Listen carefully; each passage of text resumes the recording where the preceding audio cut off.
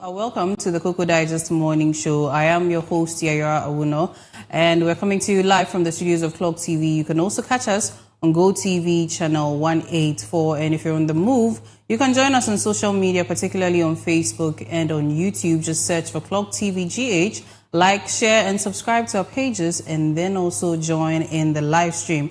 Now, special, Eid celebrations are going on, as we know, and, Eid Mubarak to our Muslim brothers and sisters. I hope that you enjoyed yourselves. We also did. And, we are still waiting on our salam meat from those who haven't given us our share of it. Yes. So, yes, Eid Mubarak to our Muslim brothers and sisters. We hope that the celebrations are going on beautifully for you as well. Now, here's what to expect on the Koko Digest Morning Show for today. As on the online and print review segment, we're going to be engaging the bus stop boys, talking about flooding and sanitation and, our own role in some of the things that we do. We'll be taking some insights from them as, they also do the sanitation and try to clear the environment, and then also encourage ourselves to also keep our environments clean as well. Then also on the lifestyle segment, we're going to be getting a deep insight into one survivor of childbirth trauma and, the loss of a child, all of that. We're going to be talking about that. We're going to have to, try to get some empathy and, listen to the story, learn one or two things, and then also, learn something and show some love to someone who has survived something like that. Now, let's take our motivational quote for today.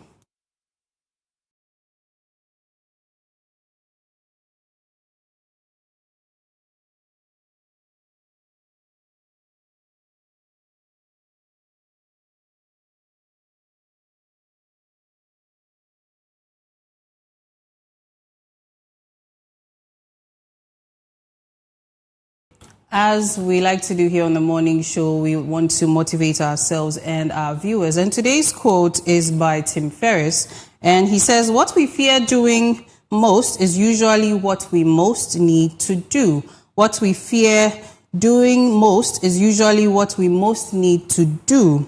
This is by Tim Ferriss. Now, this quote reminds us that fear is often a signpost pointing toward growth. Now, things that we avoid are usually not meaningless tasks. They are the conversations, the decisions, risks, or changes that challenge us out of our comfort zones and also force us to evolve. We fear speaking up because rejection hurts. We fear starting because failure feels possible. We fear letting go because uncertainty is uncomfortable. And yet, those very actions often hold the key to confidence, freedom, healing, success, or personal transformation. Fear has a way of disguising important opportunities as danger, but avoiding what scares us can quietly keep us stuck in the same place emotionally, mentally, financially, or even spiritually. Growth rarely feels comfortable in the moment. Now, the quote is just telling us that fear, it does not mean that every fear should be ignored recklessly. Some fears protect us wisely, but many everyday fears are rooted in self-doubt, past experiences, or the discomfort of change rather than actual danger. Sometimes the hardest step, making the call, applying for the opportunity, apologizing, setting boundaries, beginning again, becomes the turning point that changes everything. And lastly, the discomfort you avoid today may be connected to the breakthrough you need tomorrow. The discomfort you avoid today may be connected to the breakthrough you need tomorrow. So yes, this is Tim Ferriss telling us that what we fear doing most is usually what we most need to do. So yes, let's take note and then let's go back and think about certain things. What is that big step that you are so afraid of? And you know what? What exactly are you even afraid of? The only thing on the opposite side of fear is the opportunity. And sometimes we just need to try and take that bold step and then get out of our comfort zone as well. So yes, this is the quote for today. Let's ponder upon it. Let's chew upon it and also, imbibe it and then also learn from it. Up next is the online and print review segment with the weather report coming from Peter Nsiam. Stay tuned.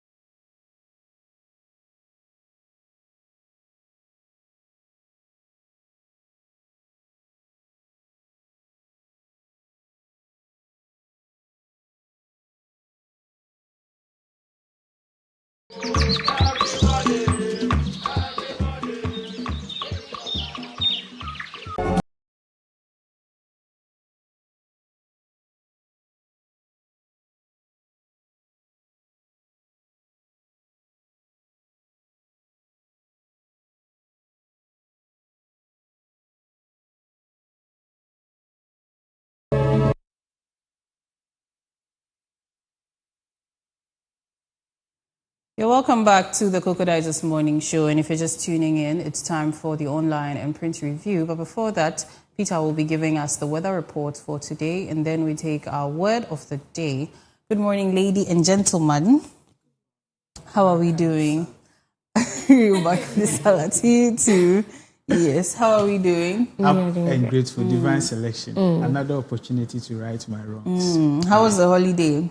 It was super fantastic, but then I'm a bit disappointed. See, last year I said that I was going to make some, Muslim friends so that time like this I can get to meet. But unfortunately, I couldn't gather the confidence to make. So, as usual, yesterday, in as much as I was happy, I didn't get any mates. But I'm hoping that today, it's better late than never. Right. So, yes, then we hope that our Muslim viewers can, do Yango or boat delivery. We'll get it here. Right. Pepe, how are you doing? How's the holiday? Today I'm back to default setting. Well, the holiday was very relaxing, especially, for corporate workers. That's the only day we get out of the the 5 days. So it was very relaxing, I might say. But even though I made a video on TikTok, I mentioned my Muslim friends. They disappointed me. Yesterday around 10 p.m. I was scraping for. I was grateful for a hard jazz rice, but the week hasn't ended yet, so we can't just say maybe it's all being shifted to the weekend. You get it, So I'm still expecting my salah meats from them. So, right. Okay, but I was checking something and I realized that the price of, is it cow or cattle? Cow. Okay, so one is cow, cattle is ahead. Yes, the price area. It's not easy. And so, but still, we trust them. They are buying, they are killing and all that. So one thing I learned is that they come together. Some of them come together. They bring the money together to, be able to purchase it. Yeah. When they buy it, then they share amongst them. So I think that's a very good thing too. 90,000. That's a whole lot of money. Wow. Okay. That's a whole lot of money. Well, moving on, let's come to the weather. Yesterday, I think we had fairly good weather. Yeah. It was a bit cloudy, but no rain. So God seems to be sparing us from our own bad behavior as the rains tend to cause floods. But today the story is different. We should prepare.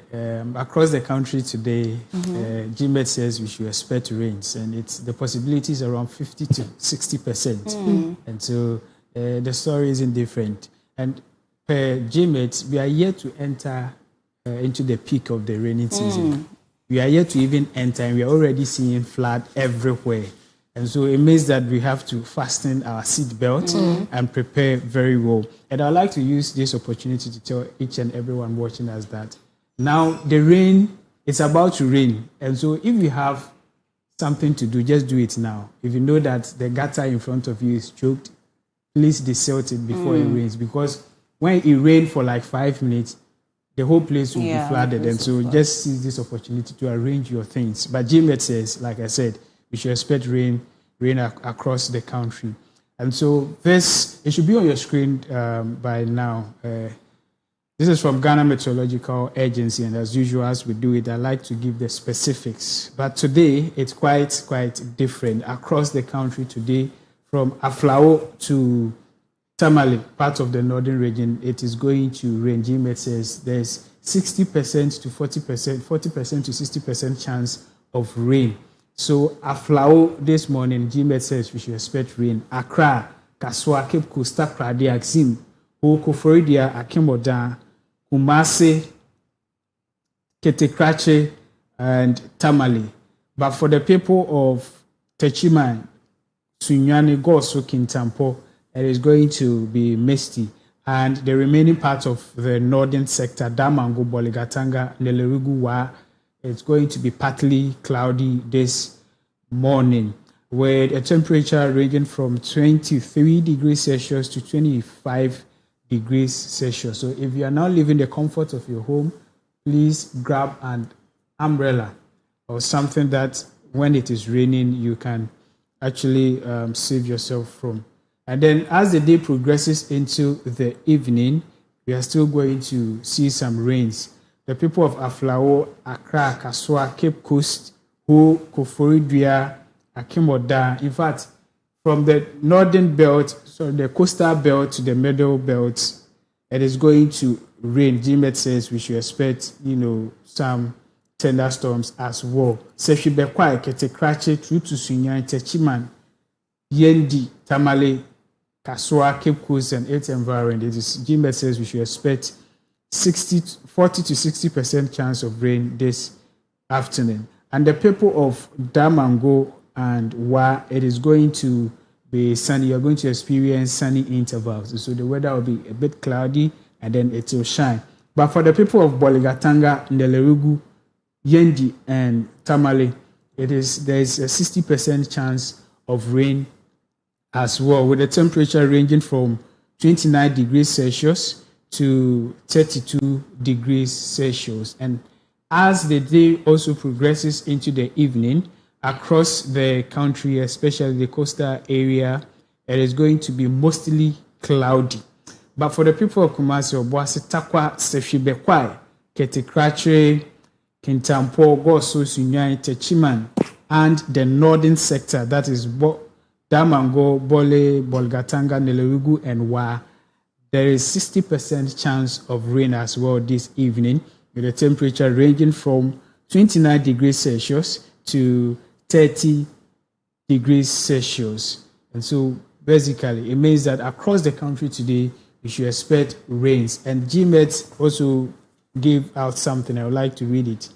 A rainstorm sighted over Benin is steadily moving towards the eastern portion of the country and is expected to induce cloudiness with thunderstorms and rain of varying intensities over the parts of the country from mid-morning into the afternoon hours. The rainstorm is likely to be accompanied by moderate to strong winds over some places. And so this is what I have from you from GMAT. And so basically those in Accra this morning, you should expect rain, and then in the afternoon as well. But then in the evening, it's going to be mostly cloudy. All right. Thank you so much. So you heard that from Peter Ntian. He says that we have about 50 to 60% chance of rain today. So please, get strapped with an umbrella, raincoat, and if you're in flood-prone areas, you might want to invest in Wellington boots just so you can get around. Now, let's take our word for today. The word for the day is eloquent. The word for today is eloquent. Now, eloquent means speaking or writing in a fluent and persuasive way. So, an eloquent person expresses thoughts beautifully and effectively, often moving or inspiring others through words. Now, the words that are similar in meaning to the word eloquent, we have articulate, we have fluent, we have expressive, we have persuasive, we have silver-tongued, we have well-spoken, we have poised, we have powerful as well. And then the words that are opposite in meaning, we have inarticulate, we have tongue-tied, we have hesitant, we have awkward, we have mumbled, and we have ineffective. So yes, being eloquent is also not just about using big words. It's also about communicating ideas with clarity, confidence, emotion, and impact. Some of the most eloquent speakers make complex ideas feel simple and deeply human. So that's the word for today, eloquent. My eloquent co-hosts, any insights on the word eloquent? All I can say is you are a perfect example of the eloquence. Thank you. And Bevelin as well. You see, mostly ladies are in. It's okay. Right. So as you were saying the meaning, you made mention about the fact that being eloquent doesn't mean you speaking, big grammar or big Yeah. English. It's about how you communicate clearly, meaningfully, and then let me use the word gracefully. There are some people when they speak, you just have to, it just hits your thoughts that these words are very deep. Yeah. So that's the meaning I'll pick from the word eloquence this morning. Thank you so much. So yes, the word for today is eloquent. And so we got a few synonyms and antonyms here and there. Let's incorporate it into our vocabulary and also endeavor to be eloquent ourselves. So yes, online and print review segment has begun. Yeah. What have you picked up? What bits of news, stories, and trends have you picked up so far? Okay, so yesterday we heard that the evacuees from South Africa have arrived. The 300 they said they were going to bring back to Ghana are in, and honestly, it was a mixed feeling. Honestly, with the videos I saw online, you could see people, they were happy. Some two were crying, some were sad. I'm even emotional as I speak this morning because going away, being far away from home to people travel outside just for greener pastures and all of that. You in the middle of you seeking greener pastures and this happens. These attacks happens and you have to come back. So I was just thinking, what could be going through their minds as they they came back yesterday. Probably somebody will be thinking, where am I? Yes, governments have promised them some, incentives for them to start up their life, but still, that their psychological, minds will not be at rest at this particular time. And it was a mixed feeling all over social media, the comment section. People's feelings were all over the place. Yeah, that was what I picked up yesterday. All right. It's a win for Ghana, and we have to commend the ministry, especially the foreign minister, for his hard work and the government at large. But then, with this same story, there's been a heated argument as well online after the South African immigration officials claimed that only 10 of the nearly 300 repatriated individuals were legally in South Africa. So only 10 out of the 300 were legally staying in South Africa. So legally in this context means that they had their documents, Yes. So that is also, But with that comment or that statement, there were videos where some of these, affected nationals were saying that some of their legal documents were automatically revoked and for no reason at all and declared null and void and things like that. So where then is the truth? But all the same, we are glad our people are back home and safe from any attacks. Right. And my concern is also that what measures are we putting in place so that these people do not go back again? Because some people have come to say that, look, this is just a holiday for them. They are just going to have fun and they will go back. And so my point is, what measures has government put in place to ensure that these people do not go back? Because we have a whole lot of package for them. What happens if they come, receive the package, and still go back? It means that we are running at a loss and all that. Well, you see that thing?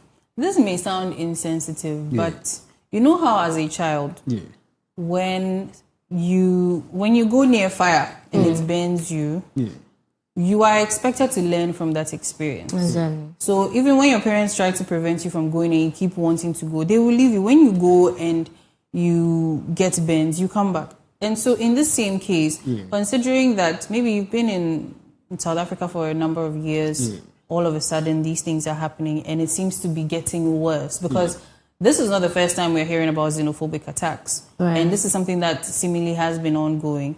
If you want greener pastures, we have a globe with about, if not more than 8 billion people, so many countries out there.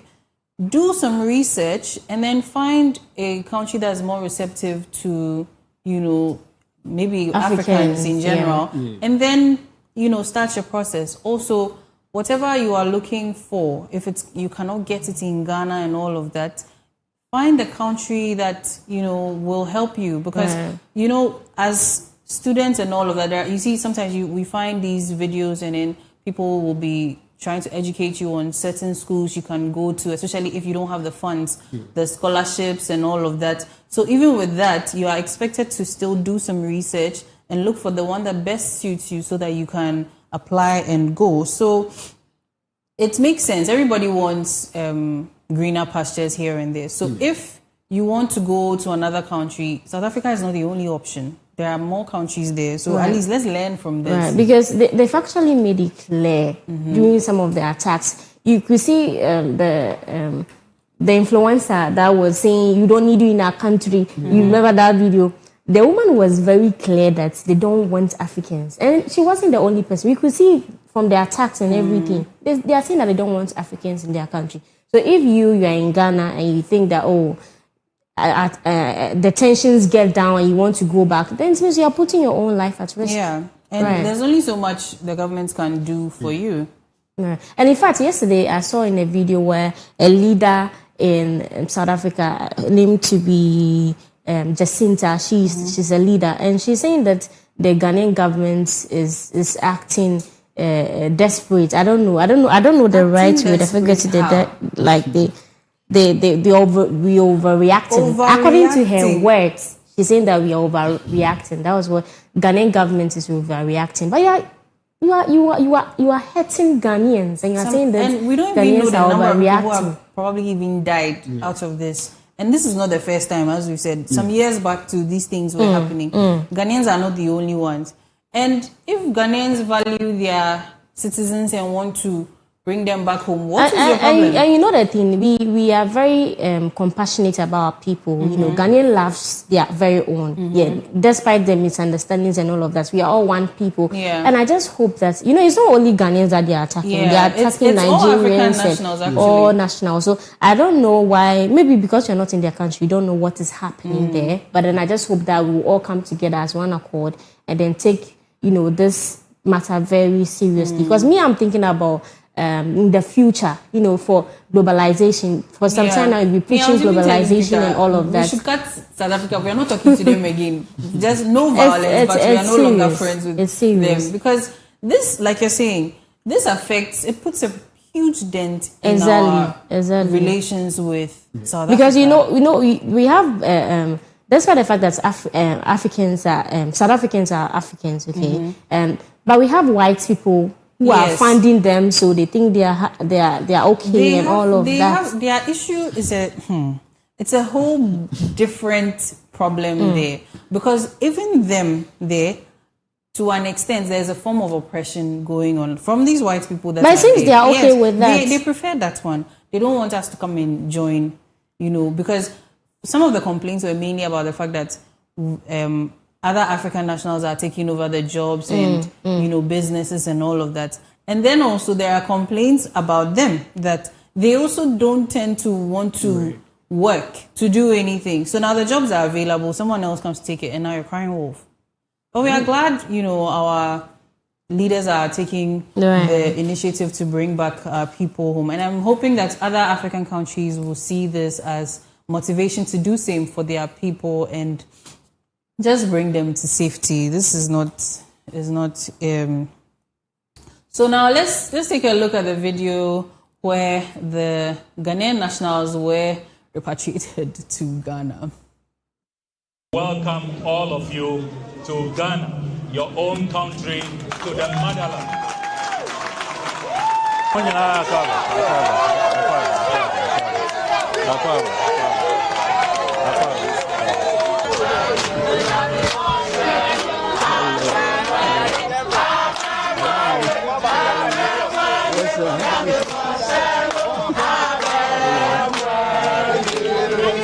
Today, the Mahama administration is demonstrating that wherever Ghanaians are, we will make sure you are protected, your dignity is respected, and we will go to the length of this world to bring you back home safely.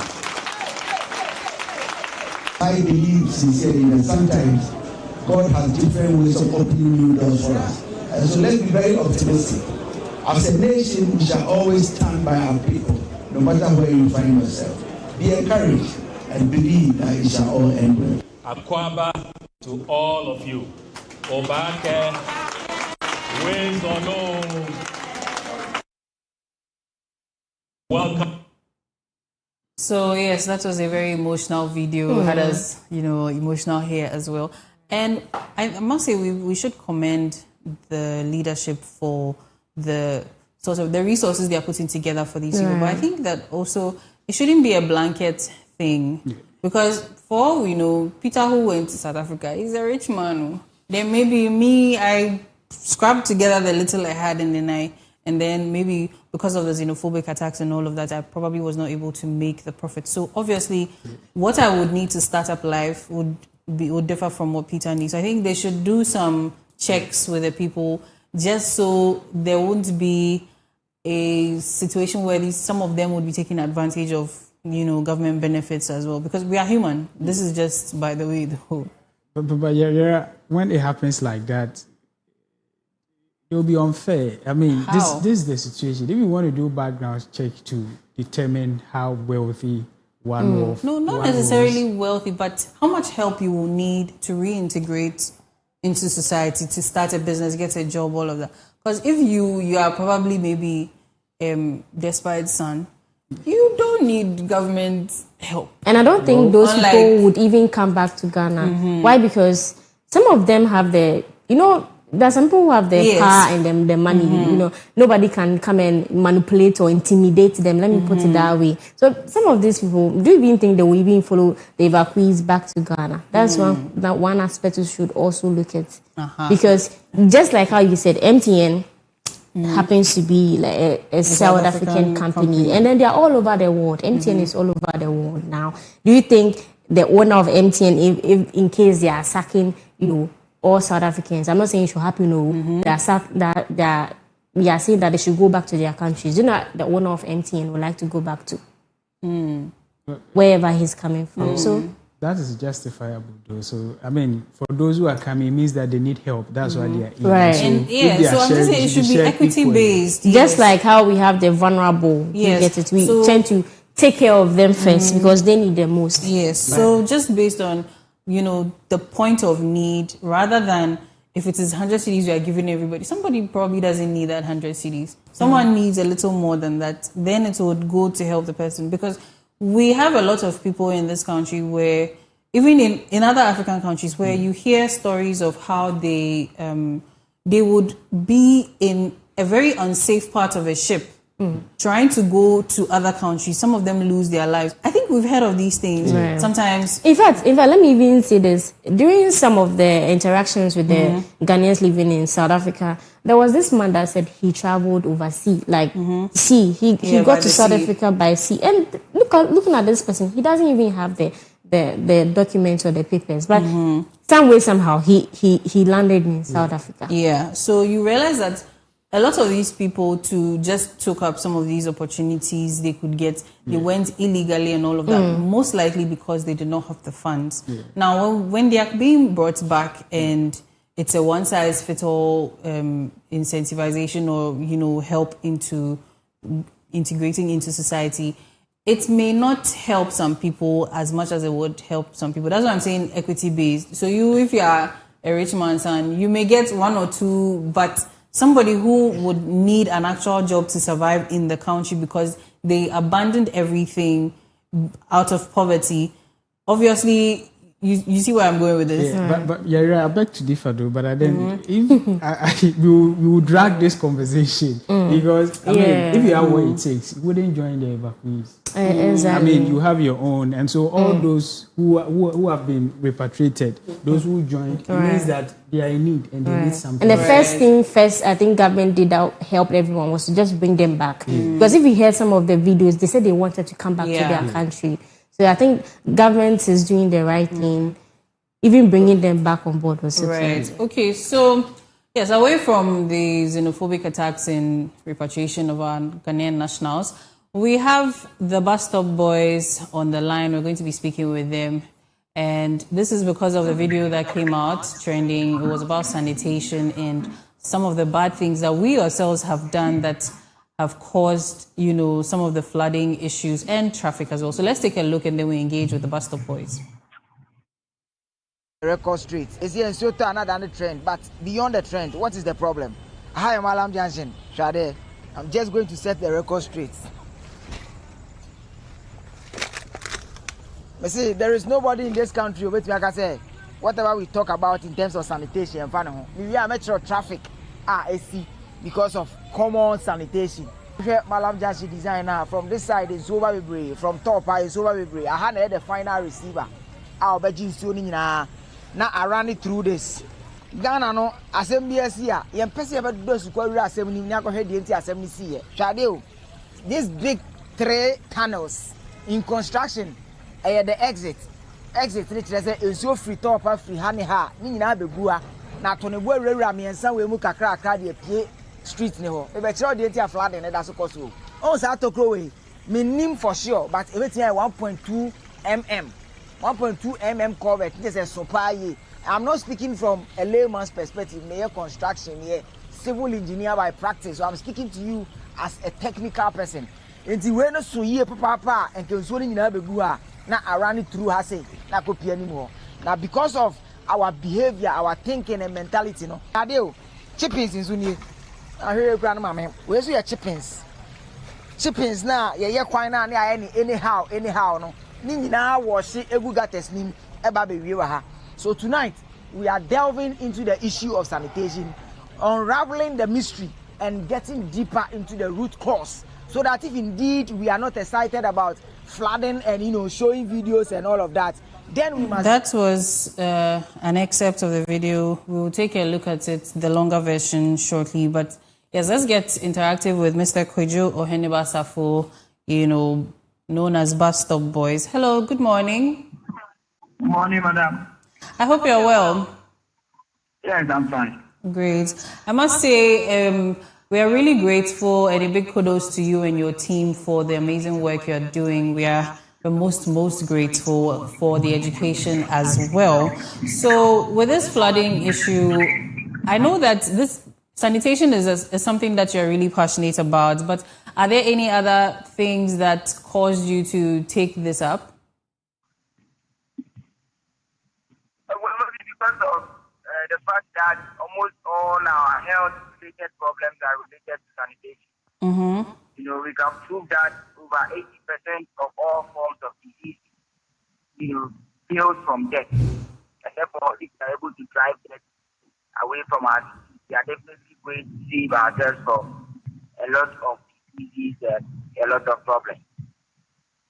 Right. So, in your opinion, how much of Ghana's flooding problem is related to sanitation? I didn't get the line. Can you hear me? Yes, but it was dropping along the line. Okay, I asked that, in your opinion, how much of Ghana's, what percentage of Ghana's flooding problem is caused by sanitation issues?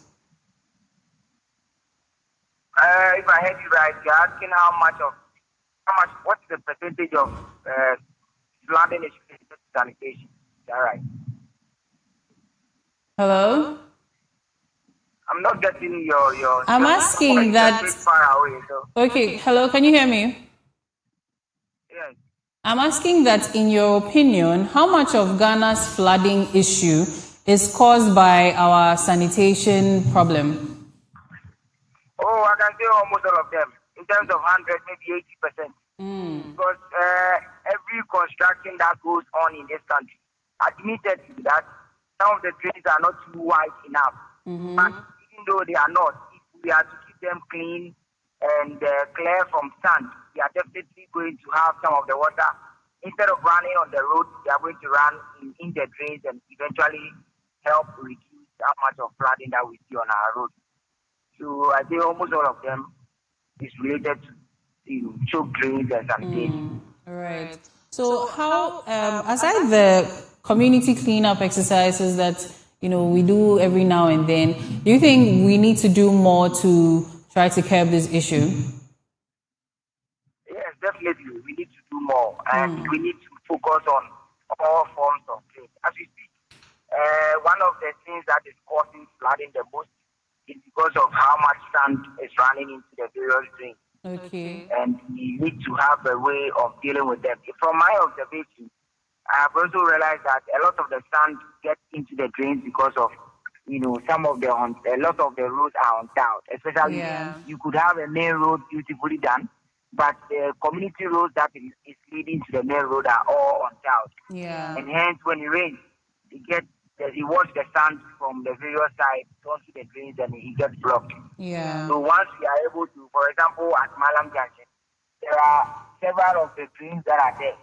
That if we are able to do the things and also deal with those who are built in the Ramsey side, the waterlogged areas, for example, at Malam Junction, the supposed area where the water from McCarthy Hills are supposed to settle has been filled and built on. And hence, if the water gets to the natural destination and there's nothing more to do, it runs back to the main road. And therefore, we must begin to, as Ghanaians, we should begin to understand that you cannot build in waterways because you are okay. Because at the end of the day, nation building is a collective understanding, a collective style of doing things that is put together to say that this is a great country or that is a bad country. And therefore, if you are buying a land in a waterlogged area, you should definitely understand that the owner of the land, which is the water, you can never, suck water or deal with it entirely. It will come and it will definitely worry you. Right. But unfortunately, when they get flooded, they put cameras on them and they are calling on government. When you know for a fact that you've settled in waterways, why then call on authorities? So we need to have a mindset shift. And so then this flooding will continue to exist. As we speak, it's flooding to places like East Legon and Akbom. Yeah. That is the most concerning aspect of it. If we don't take care, one day we wake up and the whole Flagstaff house has been affected. Right. So, what are some of the challenges volunteer groups like Bus Stop Boys also face when it comes to trying to keep our drains and waterways clean? Well, number one of the challenges is enforcement. They have captured several people jumping in gutters and all of that. You do videos about them, but nothing happens. And once people realize that even when you are captured, nothing happens, it automatically breeds or encourage more people to indulge in same act. And therefore, if we are to enforce the laws and make sure that those who are doing all those things are dealt with, it's also a way of preventing or encouraging more people to do same. And the final one I'll add, among all the problems, is the logistics. In this advanced world where there is technology, there is AI, unfortunately, if you come to the cleaning sector, we are still holding groups when you can easily implement things like street sweeper and all the smart cleaning equipment that makes cleaning not just easy but equally exciting and encouraging. You hardly find those adapts in terms of sanitation in Ghana. Right. So what about government support? Are you facing any challenges there? Maybe ministerial, even the metropolitan and municipal assemblies? Well, so far, the only government support we have had is His Excellency President in opposition in 2024 giving us 5,000, which helped us to get our second tricycle. And of course, in power during the National Sanitation Day, he gave us some enormous support, about 200 wheelbarrows, 300 shovels, and a lot more rooms and all of that. So those are the only government support we've had. But as we speak, there is no support that means that, okay, if you guys are going to work, we are going to feed volunteers or we are going to take care of the trash. There's nothing like that. We are basically doing booga booga. So lastly, before you go, how can, the ordinary Ghanaian citizen also support the fight against our poor sanitation and also support volunteer groups like the Bus Stop Boys? Okay. So for the average Ghanaian, the support from the average Ghanaian, everything that will change the sanitation. So we have almost like 20 million young people. I mean, youth in this country, out of the 23 million, we can have about 20 million youth. So if the 20 million youth are saying that the future is ours and therefore we are going to make sure that our communities are kept clean, then definitely the result in 10 years is going to be amazing. And we should also employ our cameras. The only leverage we have over our ancestors is the fact that we are holding food. And we can easily post on all the social media platforms. And hence, we should be deliberate about people who jump into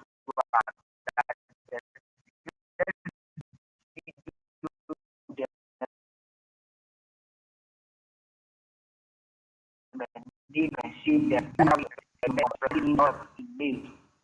That is what June, July will look like. And we don't want the 2020 to be more than it is now. And therefore, let's as ordinary people, let's us team up and solve our problems. And finally, to volunteers like Basel Boys, and I'm pretty sure that if in our communities we can mobilize unemployed young people, and as the community finds a way of resourcing them and giving them some sort of money for their tools and feeding them, I'm pretty sure we can have 50 active volunteers from every community.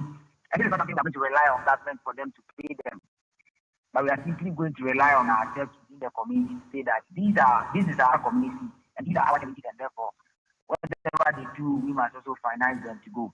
Maybe eventually it can become something that we put our heads with and then nationalize in a way, because if we can nationalize or form 50 volunteer groups for every community and they are well resourced and well paid, the issue of flooding will be a thing of the past. Because imagine 50 people like the back of one constituency or two. What we've done for the past 3 years will clearly and definitely bring some relief and some sanity in those communities or those municipalities. So we should just be a lot more, smart about our problems and leverage on technology to be able to end this problem. All right. Thank you so much. What would be the biggest takeaway you want Ghanaians watching or listening to, get from this conversation? The biggest takeaway I want everybody listening is that whether we like it or not, the consequences of flooding, the consequences of environmental destruction like malaria, cholera, typhoid, they don't care who you are. Even His Excellency the President can go down because of malaria. And the funny thing is, all the money we want in this life, simple malaria can simply bring the whole hassle to an end. Somebody might go to the hospital because of malaria, and whatever then, every property, every money has now become, something that belongs to the next person. And therefore, when we are talking about environmental protection or environmental safety, we are simply saying that we need to put our heads together and protect the only foundation that continues to make life meaningful. And then we should not expect that one or two people will deal with the very problem that will make all of us continue to enjoy life. So we should see the destruction of the environment as indirectly the destruction of ourselves. Because I remember when COVID-19 came, COVID-19 simply was an expression of the fact that the environment had gone bad. And that was why you saw everybody wearing nose masks. From the rich, the poor, the literate, the illiterate. We were all in nose masks. Clearly to say that the foundation of life, which is the environment or the air, has problems. And that is how I want all of us to begin to see sanitation and environmental related issues. All right. Thank you so much. God bless you for the amazing work that you're doing, and we hope for strength for you and more resources, and of course, human resources as well. Have a good day, sir. Thank you. So yes, Pastor Boy says we should see the destruction of our environment as a destruction of ourselves. So please, let us take sanitation issues very seriously, and let's look at the environment as something that also belongs to us, because he has said a lot of things. He mentioned the fact that even all these illnesses we can get, you can go to the hospital and not return, and it is probably as a result of some of these issues. And I love the fact that he even used, COVID. COVID became the universal equalizer from the rich to the poor, literate to illiterate. We were all in nose masks because we were all affected. And this is the same thing can happen with the floods, where by the time you realize the whole Accra is submerged underwater. Yeah, and so I wanted to, find out the long-term vision of the Bastard Boys. And with the last question you asked, he really answered it, because they cannot be in every gutter everywhere forever. And so I was looking at their long-term vision. What they intend to do is whether they need a contract from government, or they want to set communities up where they will get passionate young people who will also take into consideration, field, flooding and what have you. And then he answered that correctly, that they are, helping, or they are into other municipalities, ensuring that young people will come around and help. But then like in Ghana, we have, some ministries. The flood prevention is split between two ministries. We have the Ministry of Sanitation and Water Resource, which handles trash and waste. And we also have the Ministry of Works, Housing and Water Resources, which builds the actual drains. And over the years, government has been working. But what government is doing is not enough. And so with this problem, we can attribute it to two things: the attitude of the ordinary Ghanaian and the push from government as well. And so I think that as a state, as a country, we have ministries, we have people responsible to ensure that our gutters are not choked, our for lack of better word, let me use rubbish and other things are well managed and what have you. So for these young, passionate, individuals to take this up upon themselves without even getting, the required tools for it is something sad, and it's something we need to talk about, and it's something that we need to say and question the people who have been given the power to ensure that this thing become a thing of the past. Yeah. And so, the National Sanitation Day, we have what we call the National Sanitation Day under Government Clean Ghana Initiative. The Ministry of Local Government and Sanitation officially relaunched the National Sanitation Day on the first Saturday of every month. We see that every first Saturday of every month, even shops and other places, they close down and ensure that they clean the place. And in addition to this was the 8 a.m. clear directive that all local assemblies are technically mandated to ensure that markets, bus terminals, and ceremonial streets are entirely cleared of visible filth by 8 o'clock a.m. every single day. Are we seeing this? We are not seeing it. So we have the directive, we have the laws, we have everything sitting beautifully on papers. But in terms of, ensuring that people adhere to them, the enforcement is not there. Poor. It's direct 8 o'clock a.m. You have to ensure that you clean everywhere. But that isn't what we are seeing. You go to the marketplace, you see filth all over. Is it? I mean, so with a whole number of people inside the field, crowd. It's the government's responsibility. It's serious. And we also have what we call the World Bank Garrett project, which is the Greater Accra Resilient and Integrated Development Project. And so those who have been using the Kaneshi stretch, the Odo and other, you've seen some excavators, you've seen some people, some men working there. This project was actually, we heard of this project somewhere May 29th, 2019, but it was launched in 2022. A whooping amount of money has been invested into. The initial amount was $2 billion or $2 million, and recently in 2024, Parliament approved another 150, and so in total we are looking at 350, I think million, or I think you have to do the search dollars, and this is to ensure that they dredge the Odona and the other gutters to ensure that when it rains we wouldn't see this flooding and what have you. But then there's an issue. There's an issue. Whilst these people are busy on the roads working, they will dredge the gutters, and the following day they will come back to see plastics. That's the problem. That's the problem. And waste inside. And I fear that our Ghanaian citizens may start looking at sanitation as a problem for, bodies like the bus stop boys. Exactly. They don't see it as something that affects all of us. They'll say, bus stop boys, blah.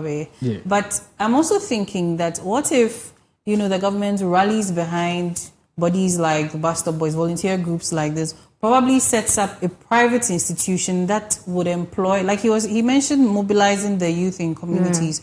Why not rather set up a business venture similar to Zoom Lion, where maybe the bus stop boys will head it and everything. It's not a government job or something, but it's something private that if you don't adhere, you can get fired. Just because we as a nation or people here, we tend to be a little scared of private enterprises where that this job is for Mr. Peter and if I go against the rules, he will fire me. And if we do something like that, where now these volunteer groups are also getting incentives, because when he mentioned mobilizing the youth in the community, I was thinking about it that we are at the point now where everybody is thinking about what's in it for me. What will I get if I come and, desilt this gutter? Will I even get, some 10 CDs to buy Hausa Koko or something? Yeah. So why not get why don't we have the government rather pushing for this initiative to be set up as a job where now you can volunteer or you can actually be employed and be on a salary to help with these things,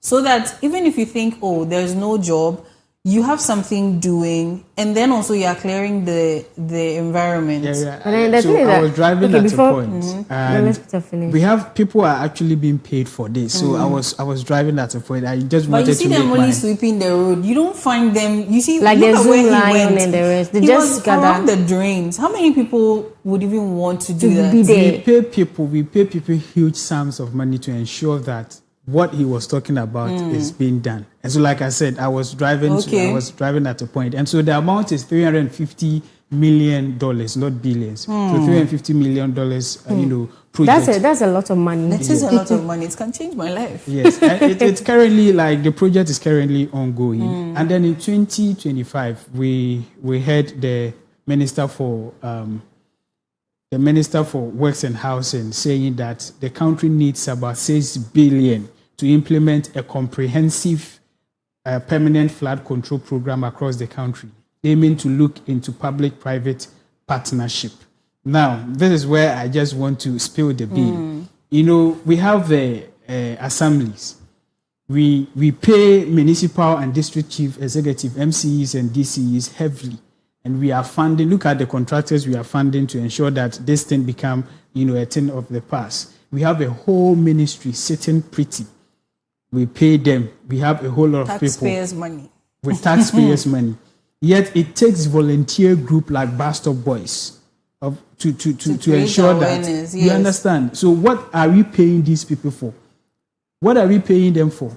Every district, we have district assemblies, we have a whole ministry. What are we paying them for? What are they doing? So if we are paying you these huge sums of money and you are not working, and we take some volunteers to work, then there's no need for We should rather invest those monies into those young people. A video resurfaced when you mentioned 2019 about the same Odo River, where I think the president at the time was saying something along the lines of the river will be dredged and then they will put up a hotel and some. I don't know if you saw that video, but it resurfaced. And now I'm thinking about the fact that we need to hold our leaders highly accountable for some of these things that they come and promise us. Because you mentioned the amount of money that was going to be invested in all of that. It was also launched about 2-3 years later. And yet, I mean, the river does not look any different, does it? Or there's a fair, significant improvement? Per reports, that I saw online. So we have about 3, different places. And when you check the progress level, I think with the Odo, they have about 48%. 48%. And it's been almost how many years now? 2022 to now, closely, let's say like 4 years. But the time the promise was made, this was 2019. Yes, but the launch itself happened in 2022. Yes. So look at how long it even took to launch it. And then the progress, how many years down the line? It's just 48%. They are citing the issue I made mention of, that they will dredge it, and the next day our beloved citizens will fill it up with plastic waste and whatever. And that links to, I know we will talk about it, FDA actually banning. Before we even come to that, I remember with a conversation with one of the public, I don't remember but she was from, I think her name is, Madame Sumala Nkuchi. She's from the Accra Metropolitan Assembly. And she was talking about the fact that we don't have proper waste management systems. That's the big issue. Yes. So sometimes you talk about desilting these gutters and they ask you, when you desilt it, so you see that they desilt these gutters and then they leave them on the shoulders of these gutters or even on the streets. Rain falls again, sweeps them back in. And then, I think that conversation was about waste management. I think it was also related to the floods, I think somewhere last year. And we're talking about these landfill sites. She was talking about, plastic waste, recycling, all of these things. Now, these people who are probably coming back to refill these dredged places with plastic waste, it's probably because they have nowhere to also throw the rubbish. Even the bins that are put up in the streets at vantage points for us, how often do these bins get emptied? Sometimes you get there and the bins are overflowing. I think there was another video I saw where this time they said it was at Accra Central. And it's a sack full of rubbish, and you can see that the people are pushing the sack into the flood waters. So that's the video there. And we have a whole ministry. The Ministry of Sanitation and Water Resources is responsible for this. We don't have to be worrying ourselves about waste management and a whole lot. We have the Ministry of Sanitation and Water Resources. We do, because look at the pure water rubber. Yeah. It takes, I think, apparently plastic itself, that kind of polythene also takes about 60 years to fully, decay. Yeah. And every day we are drinking pure water, we are manufacturing all of that. Where does it go? So the point I was trying to make is that so we do need the management. Yes. In order to answer the where does it go, that is why we have a whole ministry responsible to oversee this. And so they should be up and doing. They should be working. We shouldn't get to this point where we'll be answering and asking questions that we do not have answers to, and that they have answers to these. Yes. So that's questions. Why even Madame Sumalan Kuchi was also saying that we need to invest in recycling and things like that. I think even when we were in school at Greek, we learned. I don't know if you remember though. Yeah. We learned about composting. We learned about mulching. All of that. Now composting is where you put food together, make it rot properly, and then you mix it up with the soil to fertilize it. Right. Then mulching was the dry leaves. It all comes back to, fertilize the soil. We find our waste just mixed up. But when you go into other countries, you see that there's plastic waste, there's glass, there's this, there's that, paper, all of that. We don't even have such systems. So that 6 billion that the government said they will need, it may have to go into the end result of what happens to our waste rather than paying one or two people here and there or enriching one person. When it comes to recycling, I don't really remember the name, but I remember somewhere last year, the honorable member for Clote, Senator Rollins, there is one, I've forgotten the name, one company that is into this recycling. The one you go to the sea, they gather the plastics and they turn it into, I think, fuel or something. But they are not getting the support. We need government and private sector collaborations and what have you. They are not getting the support. We have them small here that we can invest into them in terms of waste management and what have you. And that's why I said we have them. We don't have to be worrying our heads over this. And so they have to be working. They have to work. We have to hold them accountable. They have to work. Right. And as I said, in as much as we are holding the politicians responsible, we can also do away with the attitude of the ordinary Ghanaian. Like what we just saw in the video. Once the clouds turn dark, it's a free transport for people to just, throw their trash into the waters. Without nobody is watching. And they know it is wrong. Yes. So we just have to enforce the laws, punish people. Take it away. Enforce the laws, punish people, ensure that those who are responsible are up and doing. It's high time we enforce our laws rather than we'll sit down, we talk about it. Next year we will come and sit down here and talk about the same flooding. We will come and sit down here and talk about the same flooding. To what extent? It's high time we have people responsible. Let's hold them accountable. Yeah. If you are found culpable, you should be punished. And then at the end of the day, you come back and ask, what is government doing? I think the only place where there was enforcement was when we were in our basic schools, primary schools. They'll tell you don't litter. They'll tell you don't litter. Yes. But apart from the schools, or when you graduate from the schools, the outside world, that is where it's not even making sense. Because tell me where a little child knows that dumping rubbish is not the right thing to do. Probably they've told them that if you litter, you're going to be punished. I think it's high time we start applying that kind of rule in reality also. There's no discipline and we are not patriotic as citizens. There's no discipline anywhere. There's no discipline. I think what Bevelyn also said is really true, because I think the schools had a way they ingrained it in us that even as adults, you drink water and you rather fold it and keep it in your bag. When you get home, then you dump it rather than throwing it. And sometimes when someone does that, then you look at them a certain way. They also they feel some sort of guilt, and then they pick it up. And like I say, we need to incorporate that again. But there is still a lot more to do. No, apart from people leave it in their schools. They don't apply it in real life. People don't. You know why that was very effective at that time? Because people were being punished. So now punishment is no longer. So that's why we have to enforce like the law. It has to be very strict. Even with the aboboya and then the pagia, those people that pick the rubbish, we have to ensure that they don't just people pay for the waste. People pay. People give you money, then you just go and throw it somewhere. That's a very bad. We don't need 6 billion. We don't need whatever to ensure that we clean our gutters. To ensure that when it rains, we don't experience flooding. It's about our attitude. When we are up and doing, and we do the right thing, flooding will be a thing of the past. We don't need billions. Look at what these young people are doing. On one hand, we may need the billions in terms of, proper equipment, like you see the drains he showed. A human being using a shovel would take longer time and energy as opposed to maybe some sort of combine harvester. One of those sorts of tractors and things that would be able to take up like these a caterpillar. Yes, those kinds of contraptions. We don't have these things here in Africa. But if this 6 billion, we do get it, and we would probably maybe do some relations with China. What about the caterpillars they are seizing from people's galamsey sites and all of that? Not necessarily caterpillars, but there may be some sort of like how a vacuum cleaner works, right? Where so maybe there's a bigger type that can do these things. I'm just going out on a limb here. We may need those things. Then it will make it quick. You see, when we were watching the video, what the gentleman showed us, that was it was created for a purpose. Why are these gutters choked with plastics?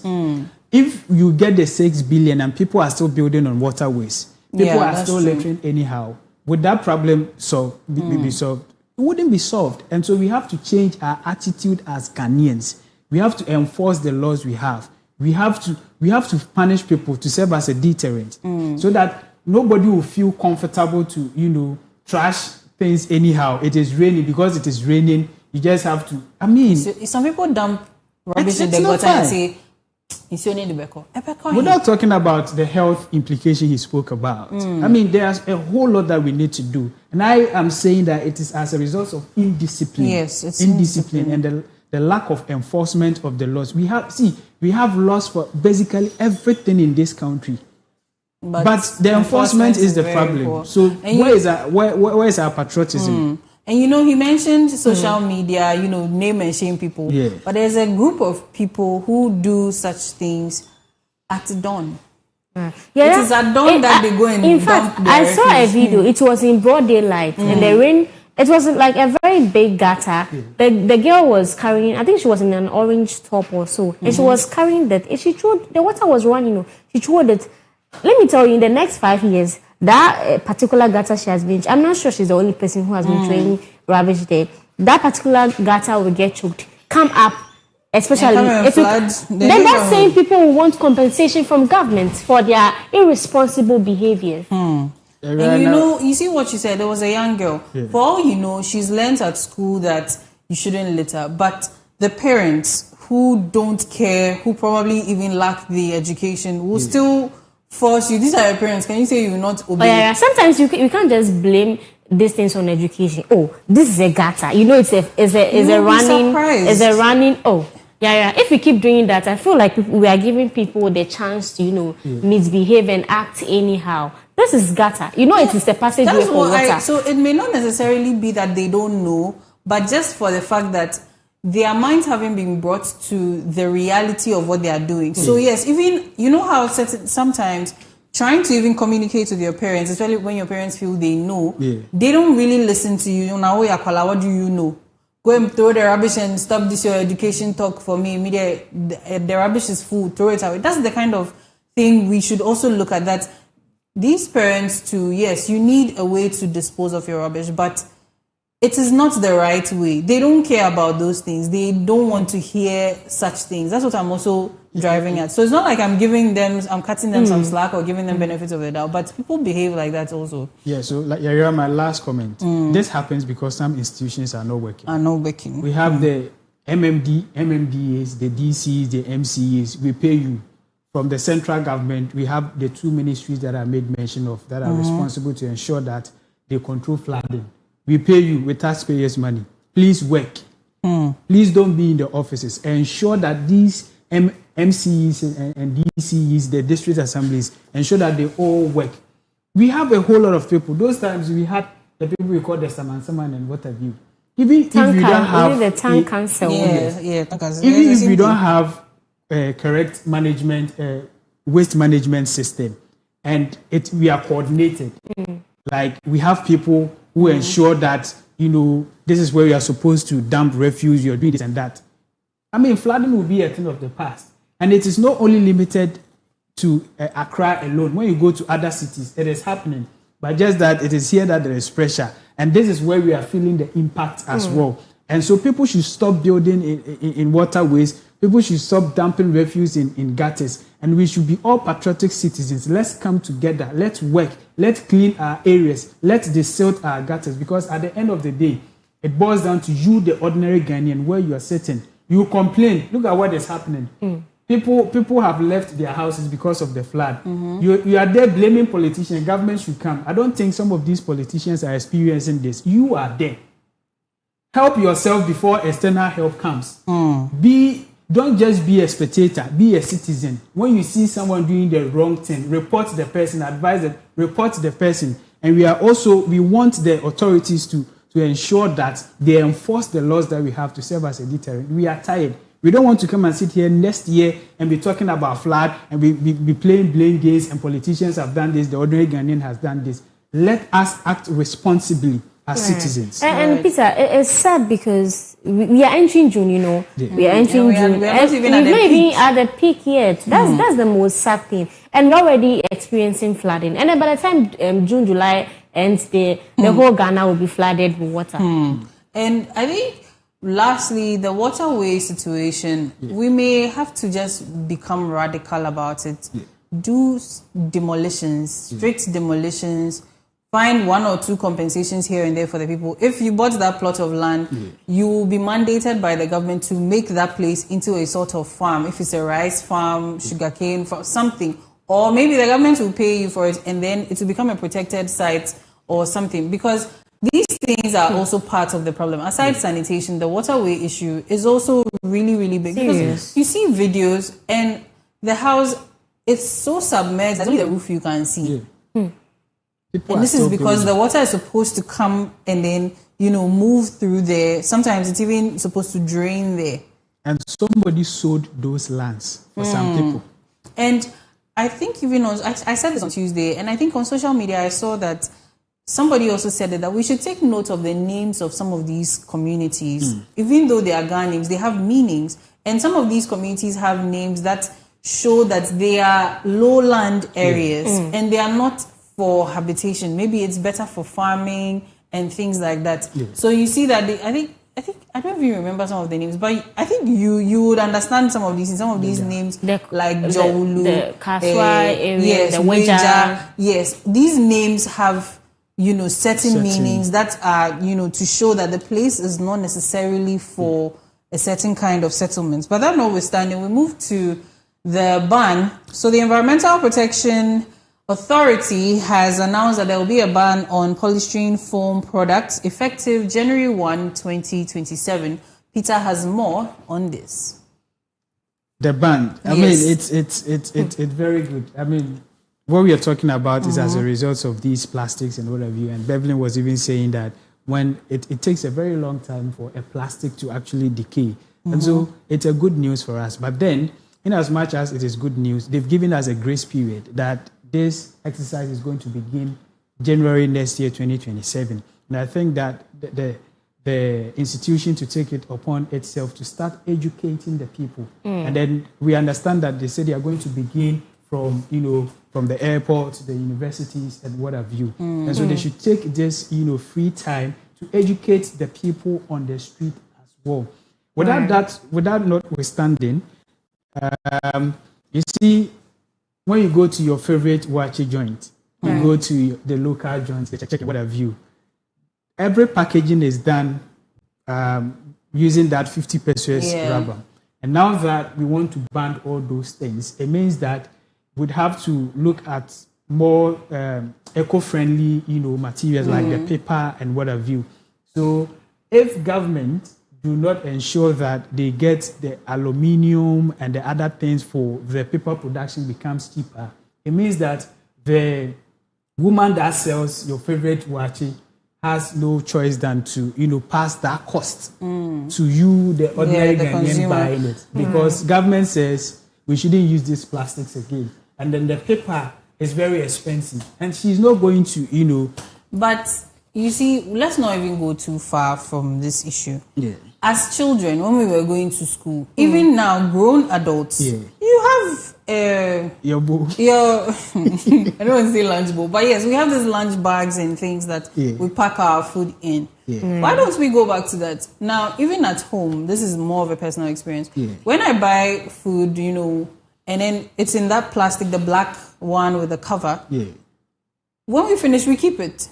So sometimes we even use that as a container for other stuff to keep in like the a storage fridge. bowl. Storage bowl. There's so many lined up in the house because throwing it away is also plastic waste. So you use it to the point where it's no longer, user friendly. So why don't we rather encourage that everybody, whoever you are, you have a bag, you are going wherever, you keep one in your bag. When you're going to buy food, give it to the seller, let her pack the food in it, and then you go and eat. When you finish, you wash it and go home. Let us not be too, I don't want to say chinchini, but let's not go too far with these things. Yeah, so everybody can buy food with their own bowl. So let's start the campaign right here. Bring your container campaign. Yes. So when you're going to buy food, like even SHS, when it's time for dining. For dining, you carry your I think to help solve this situation. And then we're also looking at, massive job losses because we have companies that are set up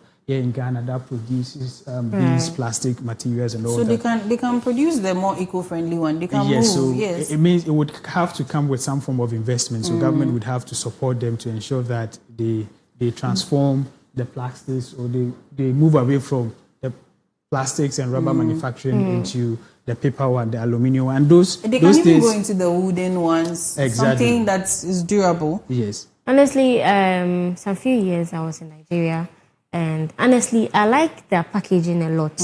Hardly would you see the polythene bag, the very black ones that we use here. Hardly would you see someone packaging food into that for you. They mostly use the storage bowls, the very smaller ones. They have it in sizes. I think that was a very brilliant idea. Whoever did that was very good, because you don't get to, even if you're eating their class, sometimes they serve you in that same bowl. They serve you in that same bowl, so you can choose to whether eat there or you can choose to whether take it away, and that was brilliant. So I think we Ghanaians can also incorporate that when it comes to this issue. Right. Okay, so we have a comment here from Eric. He says, one of such Ghana names, okay, so this is in reference to some of the communities I was talking about that they have names. He says, one of such Ghana names is Omanjo, meaning Oman Valley.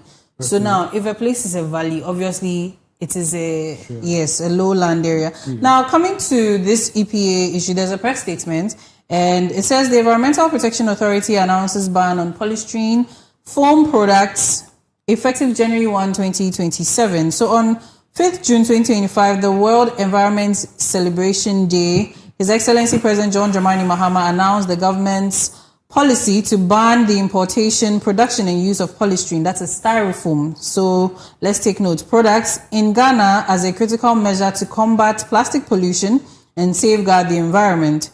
Pursuant to this policy announcement, the Environmental Protection Authority wishes to inform the general public, manufacturers, importers, and distributors, retailers, food vendors, hospitality operators, institutions, and all relevant stakeholders that the ban on production, importation, distribution, sale, and use of plastic or styrofoam products, popularly known as styrofoam or takeaway packs in Ghana, shall become effective 1st January 2027. Now, the ban shall apply to all forms of expanded polystyrene, that is EPS foam products, used for human activities and commercial purposes, including but not limited to A, food packaging containers and takeaway packs, disposable cups and plates, foam packs used by restaurants, chop bars, and food vendors, sealing and insulation materials made from polystyrene foam, foam mattresses and bedding materials, packaging and cushioning materials, any other form of polystyrene foam product intended for human use or consumption related activities.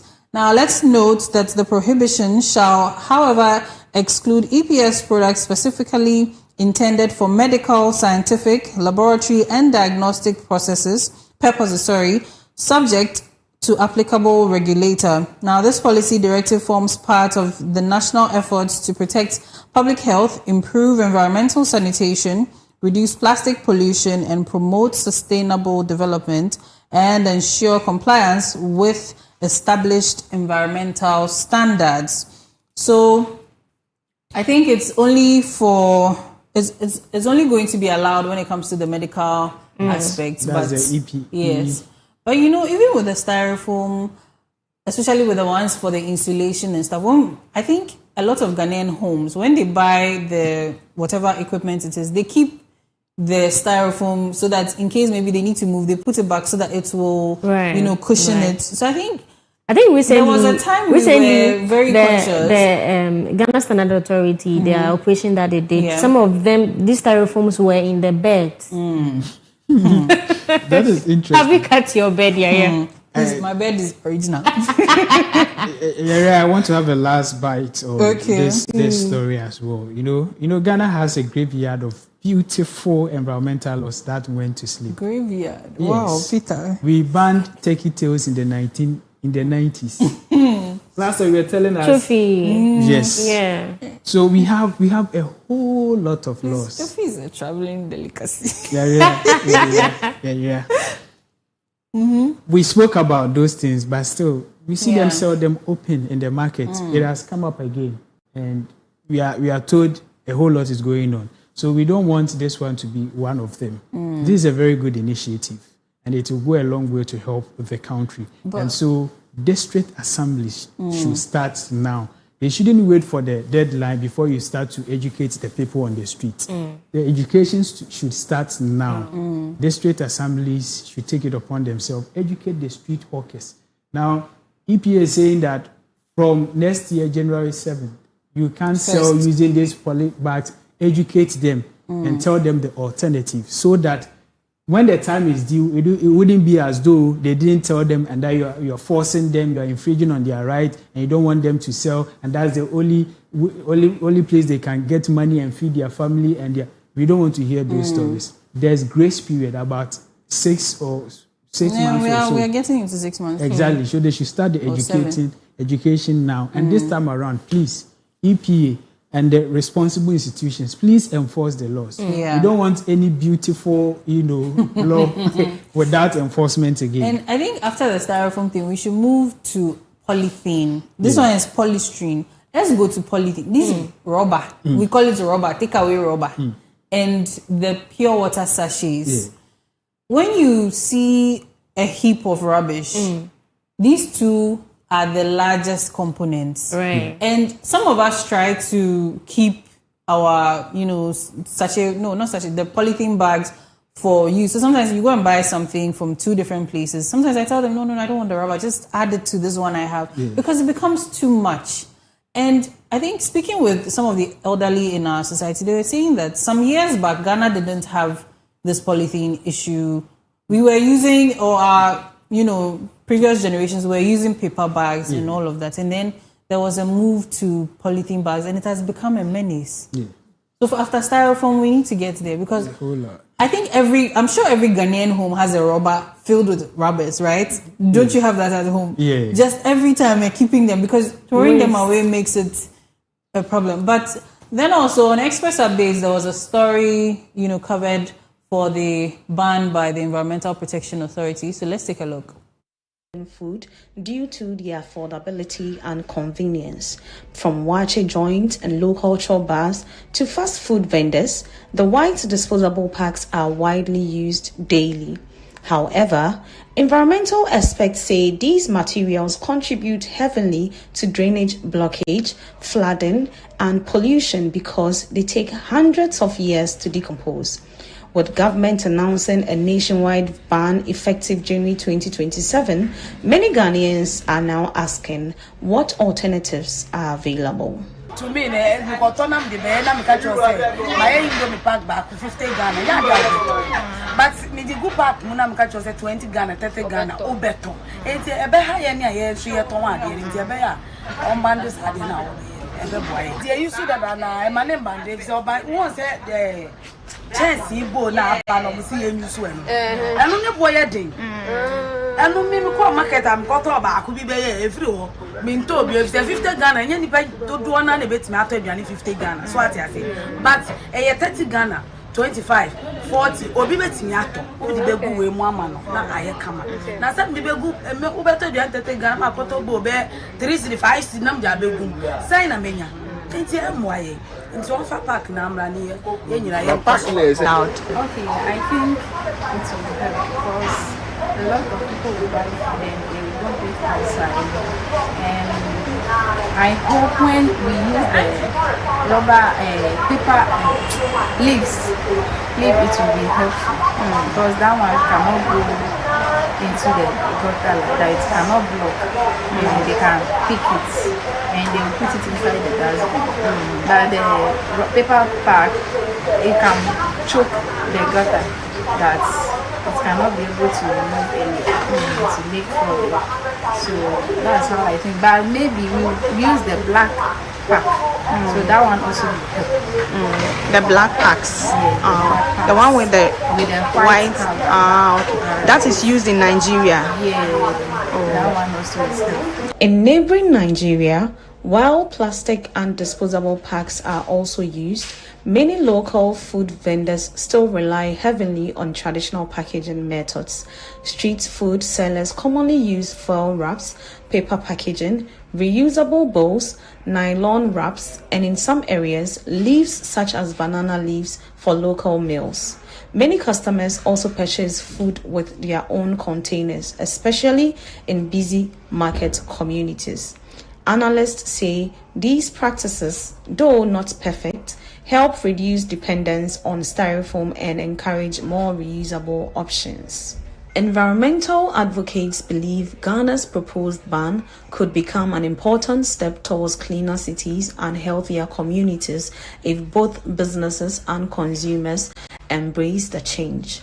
Reusable containers, paper packs, biodegradable materials, and traditional wrapping methods are among the alternatives being encouraged ahead of the 2027 deadline. Right, so we saw that very informative video, and I think on behalf of Clock TV, I'd like to encourage all of us to incorporate the reusable bowls. They are not too big to carry, they are not heavy, they don't weigh so much. Let's just have a nice little bag, put them in, purchase our food, and then help to protect our community the ways that we can. Let's do our best with that. Now, yes, moving on. Peter, I remember we were talking about the e-visa. Yes. Yes, that has been launched. So let's take a look, and then Peter will take us through the story. Yeah, it's a very interesting one, and it is free for all African passport holders. But there is a massive catch area for those the international travelers who wants to visit Ghana. Government says that they have to pay a premium of $260. But for the neighboring African countries, it is free. Now, this e-visa something is in a way helping to enhance our businesses and tourism. And then with respect to our businesses and then with tourism, now the tourists will tell you that they make huge amount of money from those from the international world. That is the blacks who come for the beyond return or something, the 30 December and what have you. And they are supposed to pay $260 for visa just to get permission to come to Ghana without the plane ticket. But our neighboring countries, the regional, when you check the regional competition, countries like Rwanda are just taking just $50. And then with our current exchange rate, $260 dollars is over 3,000 Ghanas, 3,000. And then Rwanda, $50 is somewhere 580 Ghana cedis. So imagine a family of 4 who wants to go for sightseeing or have, some holidays. Would the family of 4 prefer to pay almost $1,000 to $50? Do you think that family coming from US or UK would choose, Ghana over or Accra over Kigali? The answer is basically no. And so this morning we would be finding out from, an expert who is in the tourism business to find out how this is impacting them and what is the way forward. Okay, so we'll be speaking with Mr. Emmanuel Frimpong. He is a tourism consultant and analyst. He is the president of Africa Tourism Research Network. And this conversation is basically about the fact that if our e-visa can boost the tourism, industry without compromising our security. But then the video I called for is now up. Let's take a look. From is fully integrated into Ghana's API PNR architecture and is linked to international crime and watch list databases, enabling a comprehensive background check before visas are issued. Let no one misunderstand Ghana's openness and hospitality as a relaxation of our national security obligations. While Ghana will continue to warmly welcome citizens from across the world, every entry into the Republic will remain subject to stringent security screening and established immigration protocols. All right, so that was the president also confirming that, it's not a form of relaxation on the security, but then we're going to be speaking with Mr. Emmanuel Frimpong now, and Peter will be handling that conversation. So, Peter, over to you. Thank you very much, Sharia. Hello, sir. Good morning to you, and many thanks for joining us this morning on the Koko Digest Morning Show. Good morning to the Koko Digest team, and thank you for this invitation to join you to discuss the e-visa issue that is coming up. Right.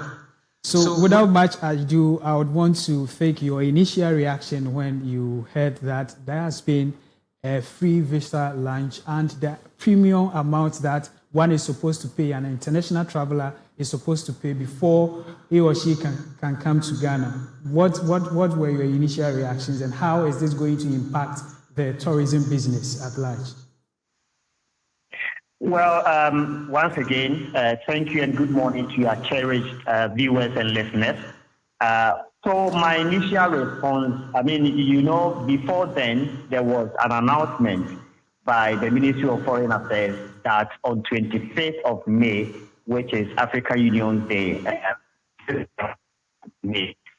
so we were all anticipating and hoping that will be made, because over the years we've heard about e-visa platform being worked on, and we've heard it over and over. I remember the previous government, I personally even wrote an article on it asking the Ministry of Foreign Affairs what has happened to the e-visa. Right. So we're all anticipating and hoping it won't be another disappointment, but thanks to this government, we heard it and we saw the president actually launching it. So we were excited. I was excited because e-visa is the way to go, because we have seen the frustrations tourists go through just to get visa to come to Ghana. It's so frustrating, and it's also too much for them. The cost is just too much. Besides the fee that they will charge, the user ends up losing out. So we were excited and happy to hear this, and waiting for the full implementation of it, so that we see some of the challenges that we need to deal with. Right. So now let's talk about the premium fee, which is the $260. Comparing it to other African countries like the Rwanda, I was privileged to have read the article you brought out, and you made those comparisons. What do you think is the way to go? Because $260 as against $50 and $100, the difference is very huge. Well, so like you've already mentioned, it's becoming discouraging because if you look at Africa in general, almost every country is now looking to attract tourists and then foreign direct investment into the tourism and hospitality sector. Yeah. So one of the things that you do to attract people is that when people come into your country and they see how the country looks like, the opportunity that is in the country, then they will decide on investing into your country. So if you compare what other countries are doing, and as you mentioned in my article, I put a few countries there. Rwanda that charges $50, Tanzania 50, Kenya between 30 and 50. And that is to those who are not Africans, right? Yes. The most expensive one you get with what I put out is actually Uganda. That is $100, far lower than Ghana's $260 service fee for non-Africans. I mean, this is ridiculous. I don't know what went into this. So it then becomes it becomes an issue because when tourists are coming into the country, they compare. Yes. They look at how other countries, they don't just come because Ghana is a beautiful country, Ghana is a nice country. They are looking at other things. So they compare everything with other countries. So when you are paying $260 for a visa, I mean, and you have a family of 3 or 4, and you are going to spend about $1,000 just for your family to come to Ghana. And remember, Ghana also has one of the highest tariffs on air transport as well. And in terms of hotel accommodation, we also have one of the expensive in the South region. So if you put everything else together, then it makes destination Ghana far expensive than other destinations. So people would have choice to then decide to go to other countries to look at what they have and do what they want to do there. So gradually Ghana will lose out. So this is not helpful. Right. So has the private sector asked government for a discount for the diaspora so they don't go for cheaper destinations like we are talking about? Well, at the moment, I mean, it's just 3 days old. The private sector, which is supposed to be led by Ghana Tourism Federation, I'm yet to hear what their thoughts are, what they are thinking.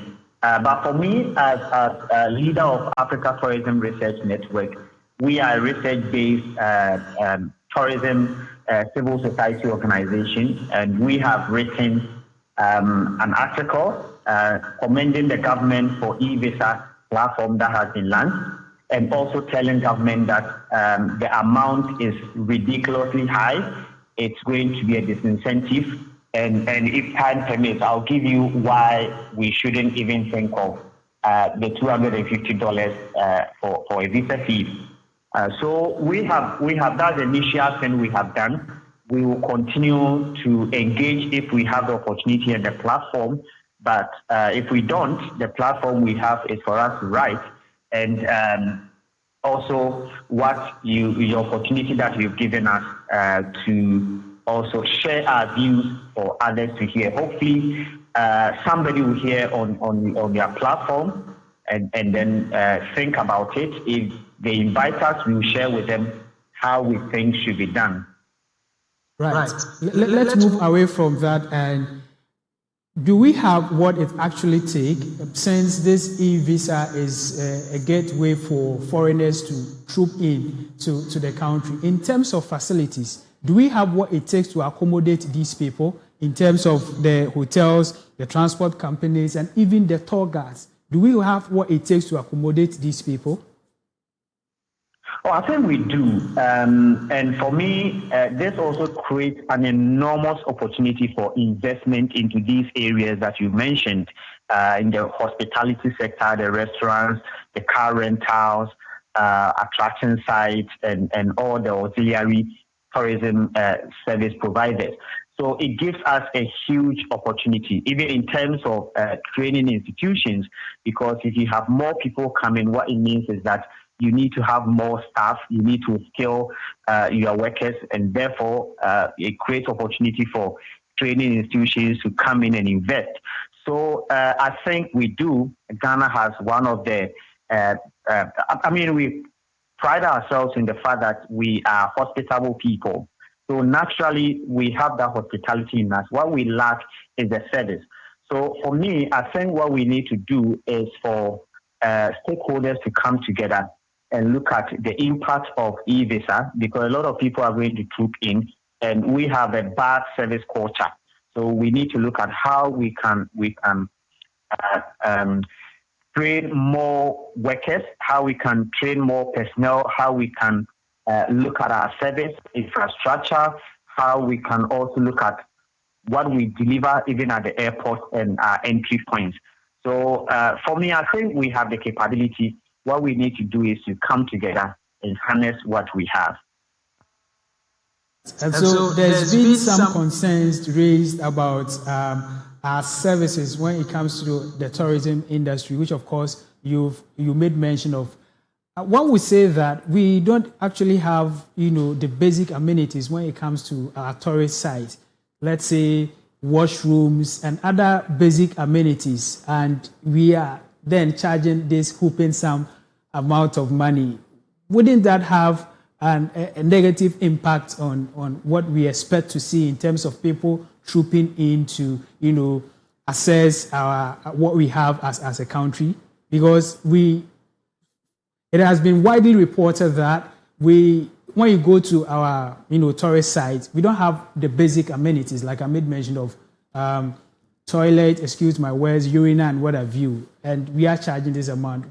From what you said as a private practitioner, what do you think government should do to be able to, match up with the influx of people we are expecting? Well, so I think, first of all, what we need to do as a tourism ministry, we need to have our tourism development plan together. At the moment, we don't have tourism development plan that we are using as a country to develop our tourism. Again, the second thing that we also have to look at is the regulator, Ghana Tourism Authority.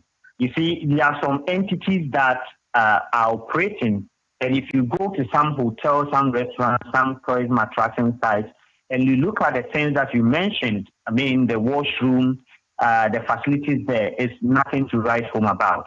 So I think as a regulator, they have a responsibility to make sure that if you decide as a private sector to set up a hotel or a restaurant or any facility for tourists, then you must be ready to provide the necessary equipment or necessary tools for you to operate and operate well. There must be a standard, right? If we are looking at 1-star hotel, budget hotel, 3-star, 2-star, 5-star hotel, they all have their standards that they need to follow. So the Ghana Tourism Authority must make sure that these entities or facilities adhere to these standards. If you are not, we lock you up. Okay, we close your facility, and then if it's a few facilities that we have, then we operate with those facilities. Government also has a responsibility to provide certain infrastructure. Like the road, electricity. There are places that you go, there's no electricity, you don't have access to internet, the road is terrible, water is not flowing, right? So these are things that the government should also come. Some of the places that also being run by municipal assemblies or government, they should also provide some of the things that you talk about. So the Ghana Tourism Authority has a responsibility to make sure that these facilities are providing services that can be compared to any other anywhere in the world. Because we are competing with other destinations.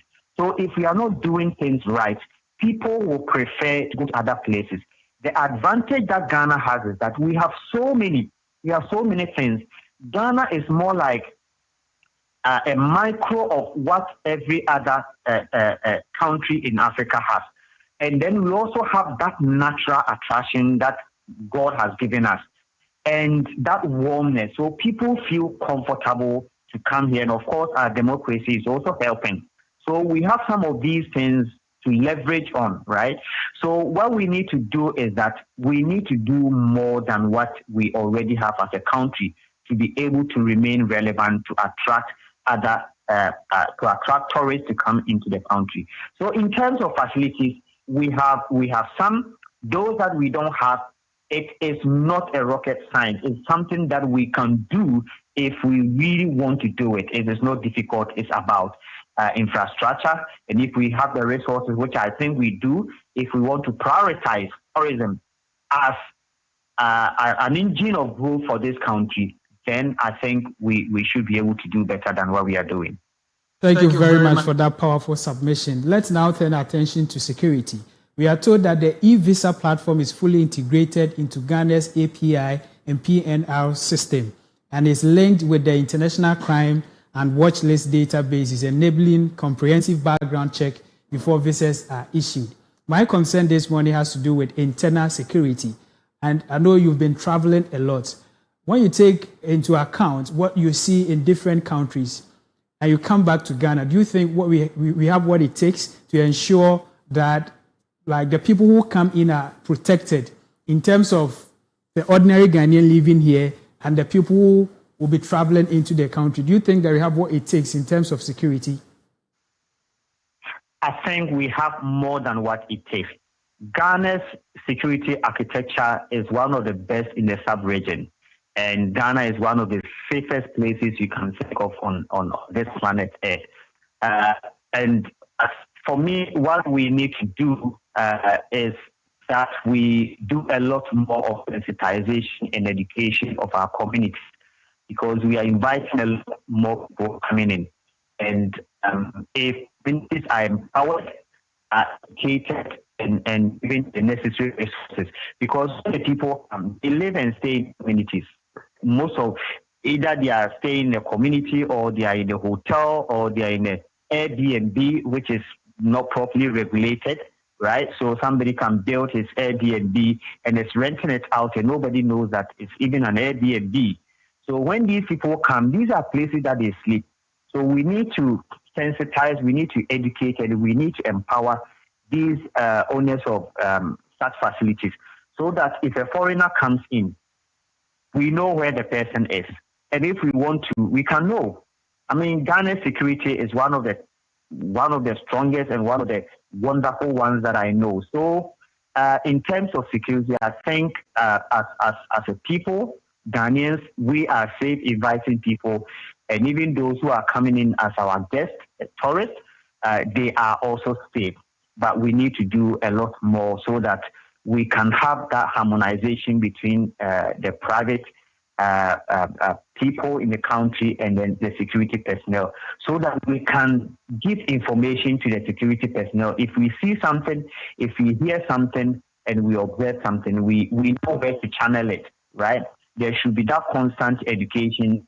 If you see something, say something. If you hear something, say something. We have stopped all those things, right? So now, if I'm walking around and I see any suspicious character, which number should I call and where should I go to, right? So these are things that we continuously need to educate the public, so that we all feel safe, and whoever comes here also feels safe. But in terms of architecture, I think we are good as a country. Lastly, before you go, in as much as we have a free visa for Africans, and that is a great news, and you've admitted that, but plane tickets, people say, between African countries are still terribly expensive. Especially a flight from Lagos or Nairobi to Accra can cost more than a flight to Europe. I don't know your connection with the Ghana Tourism Authority. So has there been any conversation about talking to the aviation authorities to bring down flight taxes so Africans can eventually or actually afford to come here in Ghana?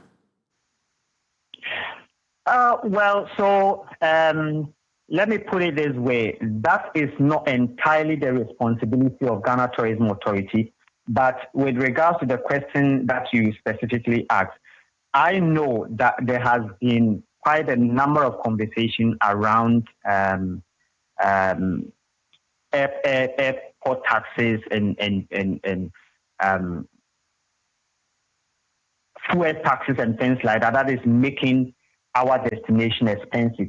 And I think early this year, yes, I wrote an article asking ECOWAS. If you remember, they promised us that in January they were going to take some aviation taxes away, and nothing happened, and nobody is saying anything. I wrote an article, I sent a copy to ECOWAS Commission, and nothing has happened. Nobody even responded, right? So we have issues that governments are supposed to do, African governments are supposed to deal with, and also create that enabling environment for investors to also invest in aviation.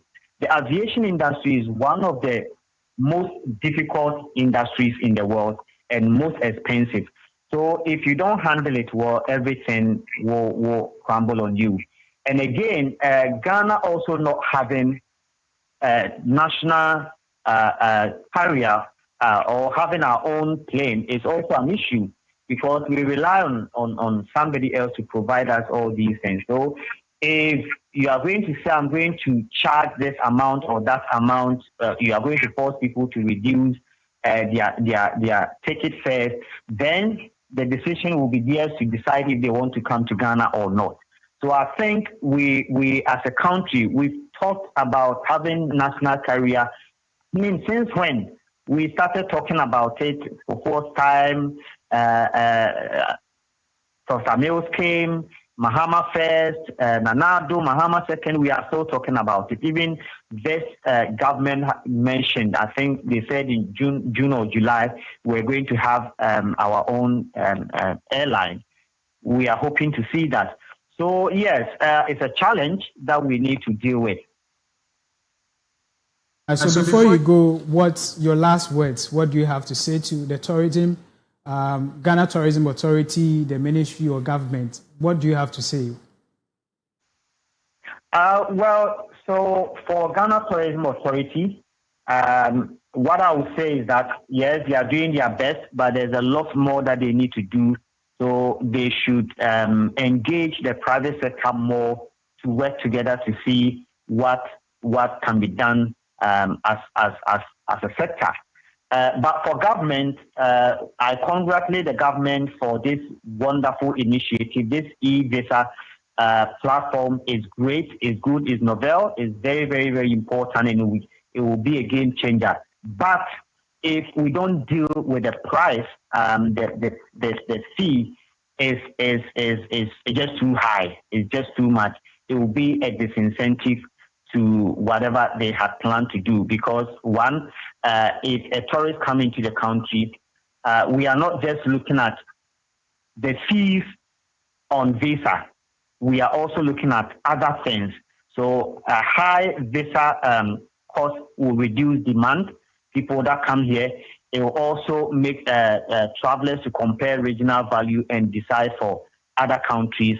It will also discourage conferences and events that we have here, because imagine you are organizing an event or conference in Ghana and you have to pay $260 just for visa. People will not come here, and will also contradict tourism promotion efforts that we've been making over the years. And obviously, revenue from visitors is more valuable than revenue from visitors, because it has a ripple effect on our hotels, on airlines, on restaurants, on transportation, on shops, on entertainment and other things.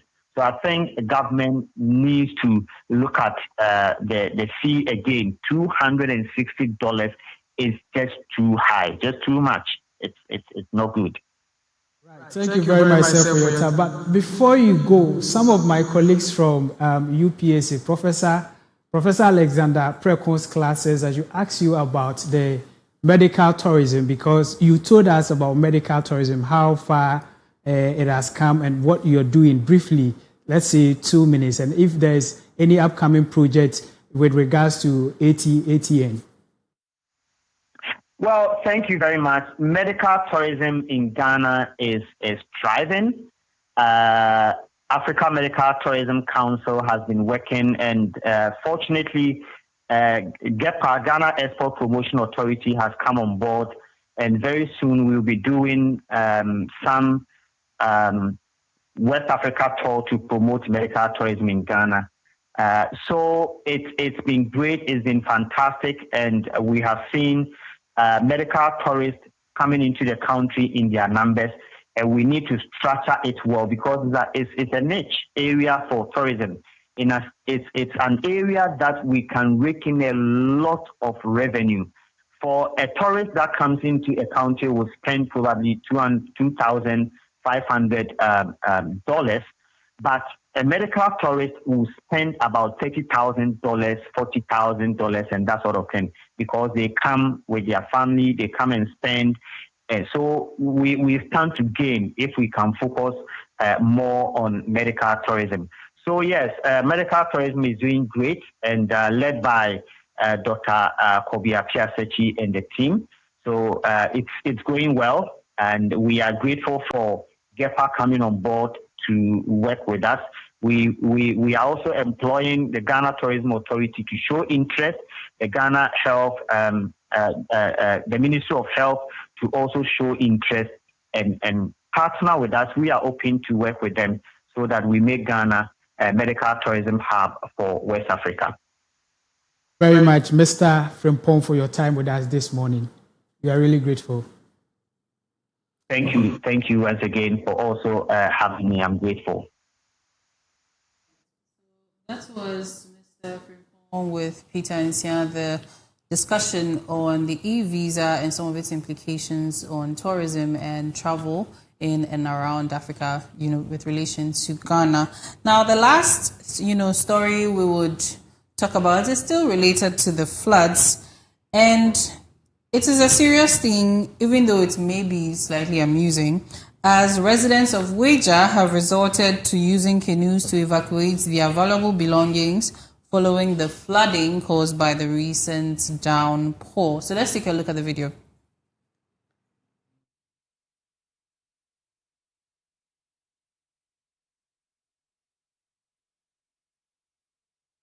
So the video seems to not be ready. So yes, there are people, at Kaswa, Weija, and the dam has overflown, and so people are using canoes to evacuate. And this used to be a running joke at a point that very soon we'll need canoes in the country, and it has become a reality. Yeah. It's scary. So you see why I was a bit, we've been there before. Last year, before last year, and before, we spoke about this same issue, about flooding. NADMO and other institutions admonished or asked people not to settle within those places. But what did we see? You still see people. We see people there. So this one, will you blame government? And once it happens, people will be calling on government. We need this. This has done this. See, it's high time we have to be serious. We have to be disciplined in this country. We have to be serious because what we call progress, if we don't take things serious, we will never see what we call progress. Because instead of you going forward, always we are revisiting the past to solve issues there. And I think that once we tackle something, we should deal with it to the core before we move on to the next one. And it's very sad, but then to some extent, I would say I would blame the residents there. With this whole issue, especially with enforcement and becoming, a little more, I don't want to say radical, but that's the only word that comes to mind. Yeah. I remember seeing a podcast, I think I've even mentioned this on the show before, where we had Honorable Senator Rawlings, she was a guest on that podcast, and she was talking about the fact that we liken, our countries with certain countries like Singapore and whatnot, and how even those countries, when they began, they had some insights from our very own Osajifo Dr. Kwame Nkrumah some years back. And there was one part that was very striking to me. She said that, are we ready for the kind of drastic changes that are going to happen? Because it's almost like situations like this where, people have constructed their homes on waterways, they're, filling up rivers and all of that. Yeah. If, we decide that we're going to actually take these steps, we're going to do these things, a lot of people are going to be affected. It is going to affect a lot of votes and whatnot, political image and all of that. But in the long term, all these things will become beneficial. And are we really ready? Because all these things happening, like you're saying, more than half of it comes from we, the citizens, our behavior. Because we're talking about refuse, we're talking about building on waterways. Imagine the other things. People are filling up water bodies that are supposed to serve the community. All of that just because they want a place to stay. And then the enforcement is very poor. So if we now decide, you know what, we are putting our foot down to do this, are we ready? Yeah, I think we are ready. And we need such radical leaders. And we have the laws. And the laws even does not permit the kind of attitude, the kind of things we are doing. The law does not permit that. And I think we are ready and we need the radical leaders. And that's why sometimes when we are talking about the demolition exercise and you want to say, oh, and these people, they're here, I said, no. See, if we don't do the needful and we continue to, bear with this, they are only, no. Let's do what is right. We are ready. I mean, every development comes with pain. Like we stated, every development, it comes with pain. It is high time we take the drastic measures. If it is A, it is A. No matter who you are, it is A. If you go against the law, you need to be dealt with. Look at the All-African game, the 13th African game. The report is out. You should get it and read for yourself the kind of embezzlement that went on. We have leaders. Our laws are not working. At the end of the day, we hear issues like this. Look at the Operation Recover All Loot. Look at the cases, the scandals we heard of. Have we seen prosecution? Somebody said it's called oral because it's all talk. That's what I saw on social media. And nothing happens. And what is going to serve as a deterrent to the others? And so people already say that you have to know the law to break the law. And some of these people stretch the law to the extent that even though they've done the wrong thing, when it happens to the law, you have to stretch it because they understand the law and they are just doing anything anyhow. So it is high time we take drastic measures in all aspects. It doesn't matter who you are. If the law says this, we have to deal with you. And that is why I hate it when we attempt to politicize everything in this country, like you rightly stated. If we have a government that wants to, pick the horn by the bull, the bull by the horns. People will end up saying this government did this and that, we are not going to vote for them. It is high time we do away with those things. It is high time we do away with those things. And I'm still waiting for the Value for Money office to start its operation to ensure that, because a whole lot is happening. But I don't know if you permit me, if you give me 1 minute, a whole lot of constitutional something is going on. The delegate system where we have the MPP and NDC who, if you want to choose presidential candidate and parliamentary candidates, it is not everyone that is allowed to vote. They have special people, they call the delegates, who decide who to become a presidential candidate. We have some 3 people who have actually, taken or sealed the MPP, NDC, and then the Attorney General, saying that the delegate system is unconstitutional. And so, the most exciting aspect of it is that the Attorney General is actually backing these people, saying that it is unconstitutional and that it infringes on the right of Ghanaians, the right to vote and what have you. And so, going forward, we should see everyone. Once you're a registered voter, you should have a say in choosing who to represent your party or your constituency. And that is something we are watching, we are monitoring closely. But is it not possible that it is done at the party level? That's why, these parties usually even call for membership and identification and all of that. Because imagine having to vote nationally for delegates before we now vote. That's a whole long process. That's another investment opportunity for somebody in the system. So I think there are certain, rules and regulations around those things. That's why it may be that way. On the other hand, it is true that having a select few people choose the delegates, it may not necessarily be a good thing because Beverly is my friend. I'll say, oh yeah, because if Beverly wins, then I'll get national cake. That's where the corruption begins, Yes. because these delegates, they are easily, like you said, they are easily influenced. But if it is a whole lot of people, once you are registered with the party, you have the right. It's not going to be for the selected few that delegates, and we have delegate system. Look at what has been happening in these two parties, NPP and NDC, over the years. If we are to talk about it, we are not leaving the show. We are not leaving here today. We also try not to, have polarized conversations, especially with regards to politics. So yes, that being said, I want your key takeaways on today's conversations, and then we move into the sports segment. Would you like to go? Yes. You go first. How many minutes? 30 seconds. 30 seconds, right. And so today it's all about the flood. It's all about the flood, and we've heard from the Bus Stop Boys and many other stakeholders, my colleagues here. We've spoken, we've given some guidelines, and we have the laws. Mine is that let us be patriotic citizens. Let us be disciplined. Let us work together and ensure that flooding become a thing of the past. And as well, tourism is also currently, like Mr. Frimpong stated, tourism is now the big cash. And you made mention of medical tourism as well. And then we spoke about the $260 premium service. And in a way, in as much as it is high, we have to put a whole lot of things into consideration. And so basically, that is all I have.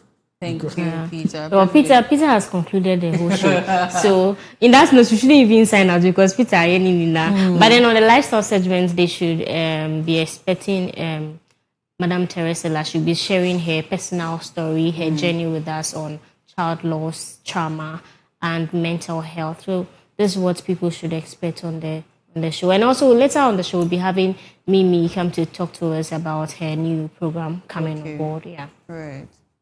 I have one birthday. Today is Linda's birthday. Happy birthday to you, Linda. More grace and more success. God bless you. Happy birthday to you, Linda. Who is Linda to you, Peter? That will be handled after. So yes, this brings us to the end of the newspaper review segment. Thank you so much for joining me here. Up next is the sports segment with Benedict and Nketiah. Stay tuned.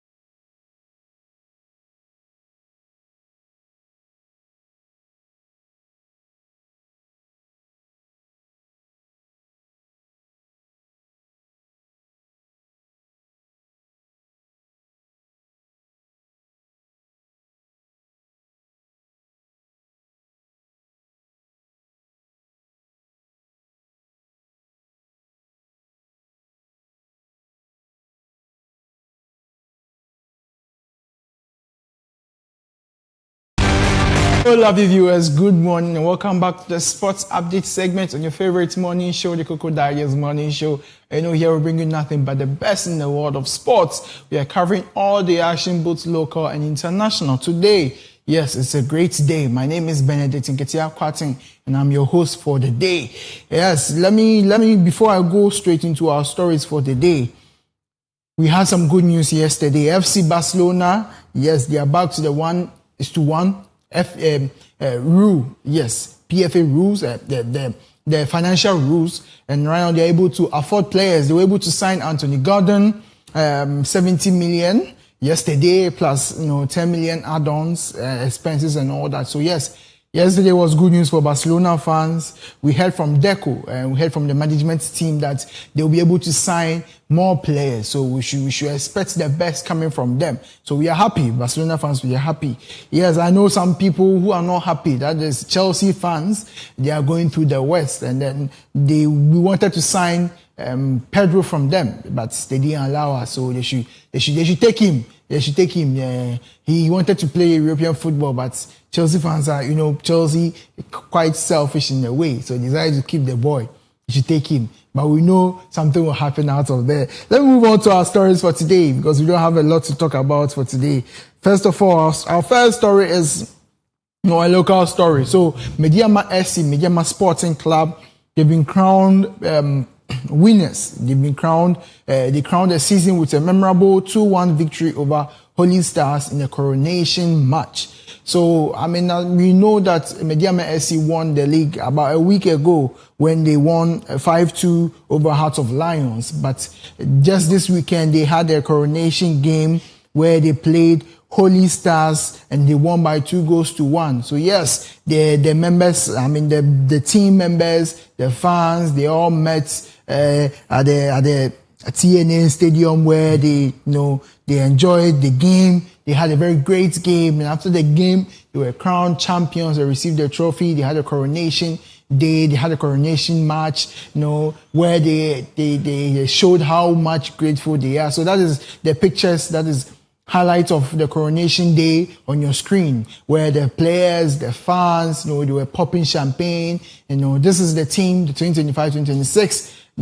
Winners for the Ghana Premier League. So Mediama SC, Mediama Sporting Club, congratulations once again. They celebrated the win with our very own Dope Nation, Kakalika. Yes, Kakalika, one of the most trending songs out there in the world. So congratulations to Mediama SC for winning the trophy, for winning the competition. That is medical on your screen with some of the players, of course. We're all happy with them, and we hope that they will repeat that triumph moment when they go to Africa, when they go to play the African Champions League out there. So congratulations to them. Gary Forger was the one who scored the second goal, which sealed the 2-1 victory for the host, that is Mediama SC, ensuring that the champions finished the celebrations with another positive result. So yes, they actually had a good game. Normally in the final games, because you've won the competition, players are often relaxed and then they either draw the game or they lose out.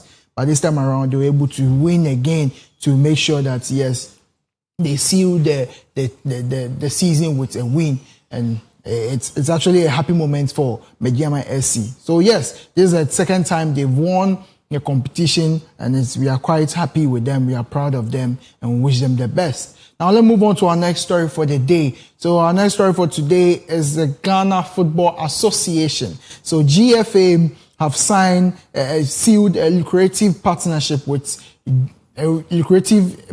deal with JAC Motors. So those of us who don't know about JAC Motors, is actually a distributor of cars out there. So Trialton Motors Limited. So that is a company. They provide vehicles, pickups, saloon cars, even articulators and those big cars for big projects and all that. So yes, JAC Motors have been named a brand new partnership. They've been named a brand new partnership with the Ghana Football Association. So this deal is going a further way to sponsor the Black Stars, the Ghana Premier League, and the women's football Yes, so it's not just Black Stars. Normally, when partnerships are unveiled, we often associate them with the Ghana Black Stars. But this time around, it's not just the Ghana Black Stars senior national team. It extends to the Ghana Premier League and, of course, the Women's Premiership as well. So at the end of the season, God willing, next season, whoever will win the Ghana Premier League, the team that will win will receive vehicles from JSC Motors, and then they will receive the goodies, other prizes from them also as well. This also extends to the Women's Premiership as well. Whoever wins, which team wins, will also receive vehicles, motors, and other goodies as well. The best player of the competition will receive goodies from JSC Motors, best coach, best officiating team, and all that. So this is a good thing for Ghana Football Association. So the vice president of GFA, Mark Addo, he made a comment. This partnership, and I quote, this partnership with JSC Motors represents another significant addition to our expanding family of valued sponsors and strategic partners. We are delighted to welcome JSC Motors into the Ghana football ecosystem at a time when the Football Association continues to pursue meaningful collaborations that support the growth and sustainability of the game at every level. So yes, the agreement, like I stated earlier, covers the Ghana Black Stars, the Ghana Premier League, and the Women's Premier League, underlining a shared commitment to strengthening both elite and domestic football. Yes, so like I said, some of the cards that are available for this partnership, we have the JAC JS2, JAC JS4, and then JAC JS6, which will be awarded to deserving winners across various football categories. Yes, so this sponsorship begins or starts with the 2026-2027 Premiership, the Ghana Premier League champions, the 2026-2027 Women's Premier League champions will receive brand new vehicles, and then of course the best player, like I said earlier. And then, so the chief executive officer of Triathlon Motors, Jihad Hijazi, reaffirmed the company's commitment to supporting Ghana football, stating that the partnership seeks to enhance the visibility of the sport, to inspire national pride, and provide valuable logistical and motivational support to players and clubs. So yes, this is to say that it is going to encourage the footballers out there, to encourage the sports, the games. It will encourage most teams that after winning, it's not just the normal goodies you receive all the time, just a trophy you receive all the time. But this time around, there is a vehicle. There are some goodies coming from JSC Motors. It's going to boost the morale of footballers, boost the morale of our ladies out there, for them to perform to the highest level in sports. So yes, let's move on to our last story for today. And it's a congratulatory story to the UEFA Conference League final. So we have Crystal Palace beating Rayo Vallecano to clinch first European title. So yesterday, there was a Conference League game. That is the final for the UEFA Conference League, which featured one team from England, that is Crystal Palace, another team from Spain, Rayo Vallecano. Both teams are featuring in the finals for the very first time ever since they were formed, ever since they were created. So unfortunately, Rayo Vallecano lost to Crystal Palace by 1-0, a goal scored by Jean-Philippe Mateta, one of the best strikers in the EPL so far. He plays for the France national team. I learned he received a call-up for the national team this time around for the World Cup. So yes, he helped the team to clinch a win over Rayo Vallecano in a very tight, close, box-to-box game. It was quite interesting yesterday. You could see the emotions in the face of the winners and, of course, the disappointed faces of the Rayo Vallecano fans, the Spaniards. They were quite disappointed after the game. You could see that most of them were in tears. Right after the goal came in, they started crying, they started showing emotions, thinking they've lost the game. Yes, and of course, they lost the game at the end of the 90 minutes.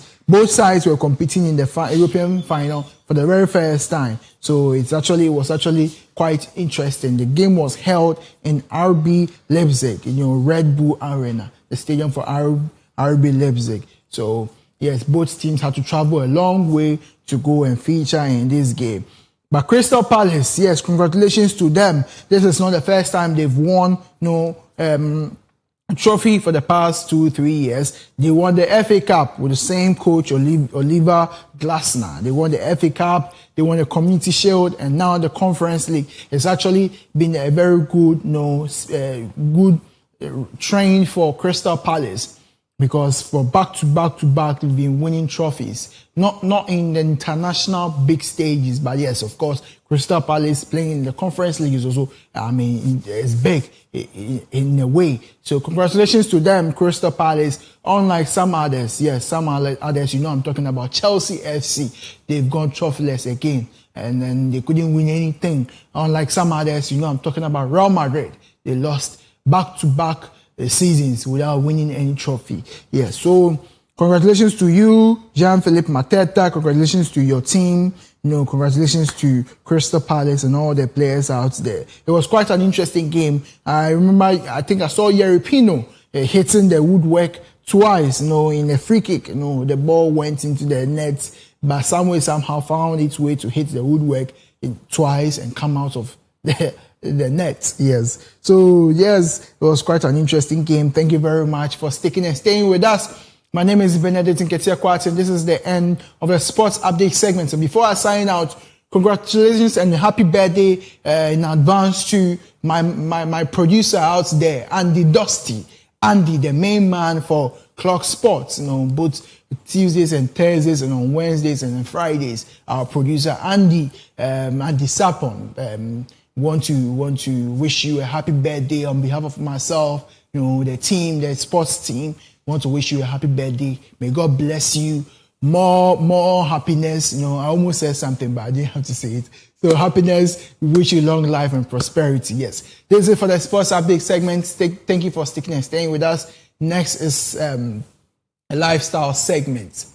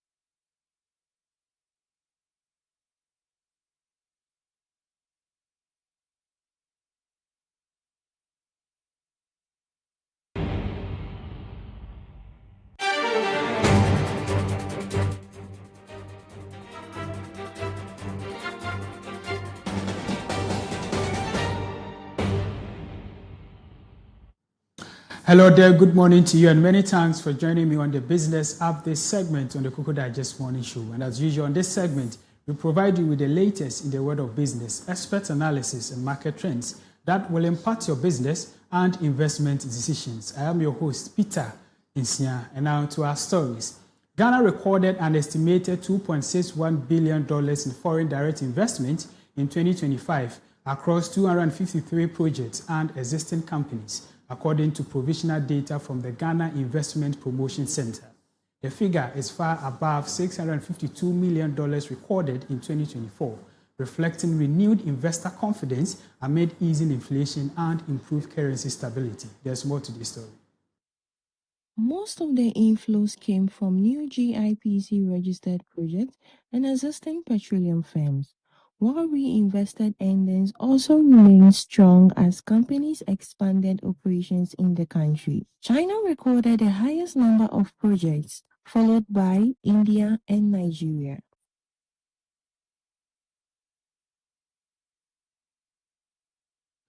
Away from that story, Finance Minister Dr. Kasio Atuforsen has announced that Ghana has moved to a moderate risk of debt distress for the first time since 2013, improving from previously unsustainable debt levels. Presenting four statutory reports in Parliament, Dr. Forsen said the achievement reflects government effort towards prudent economic management, transparency, and accountability.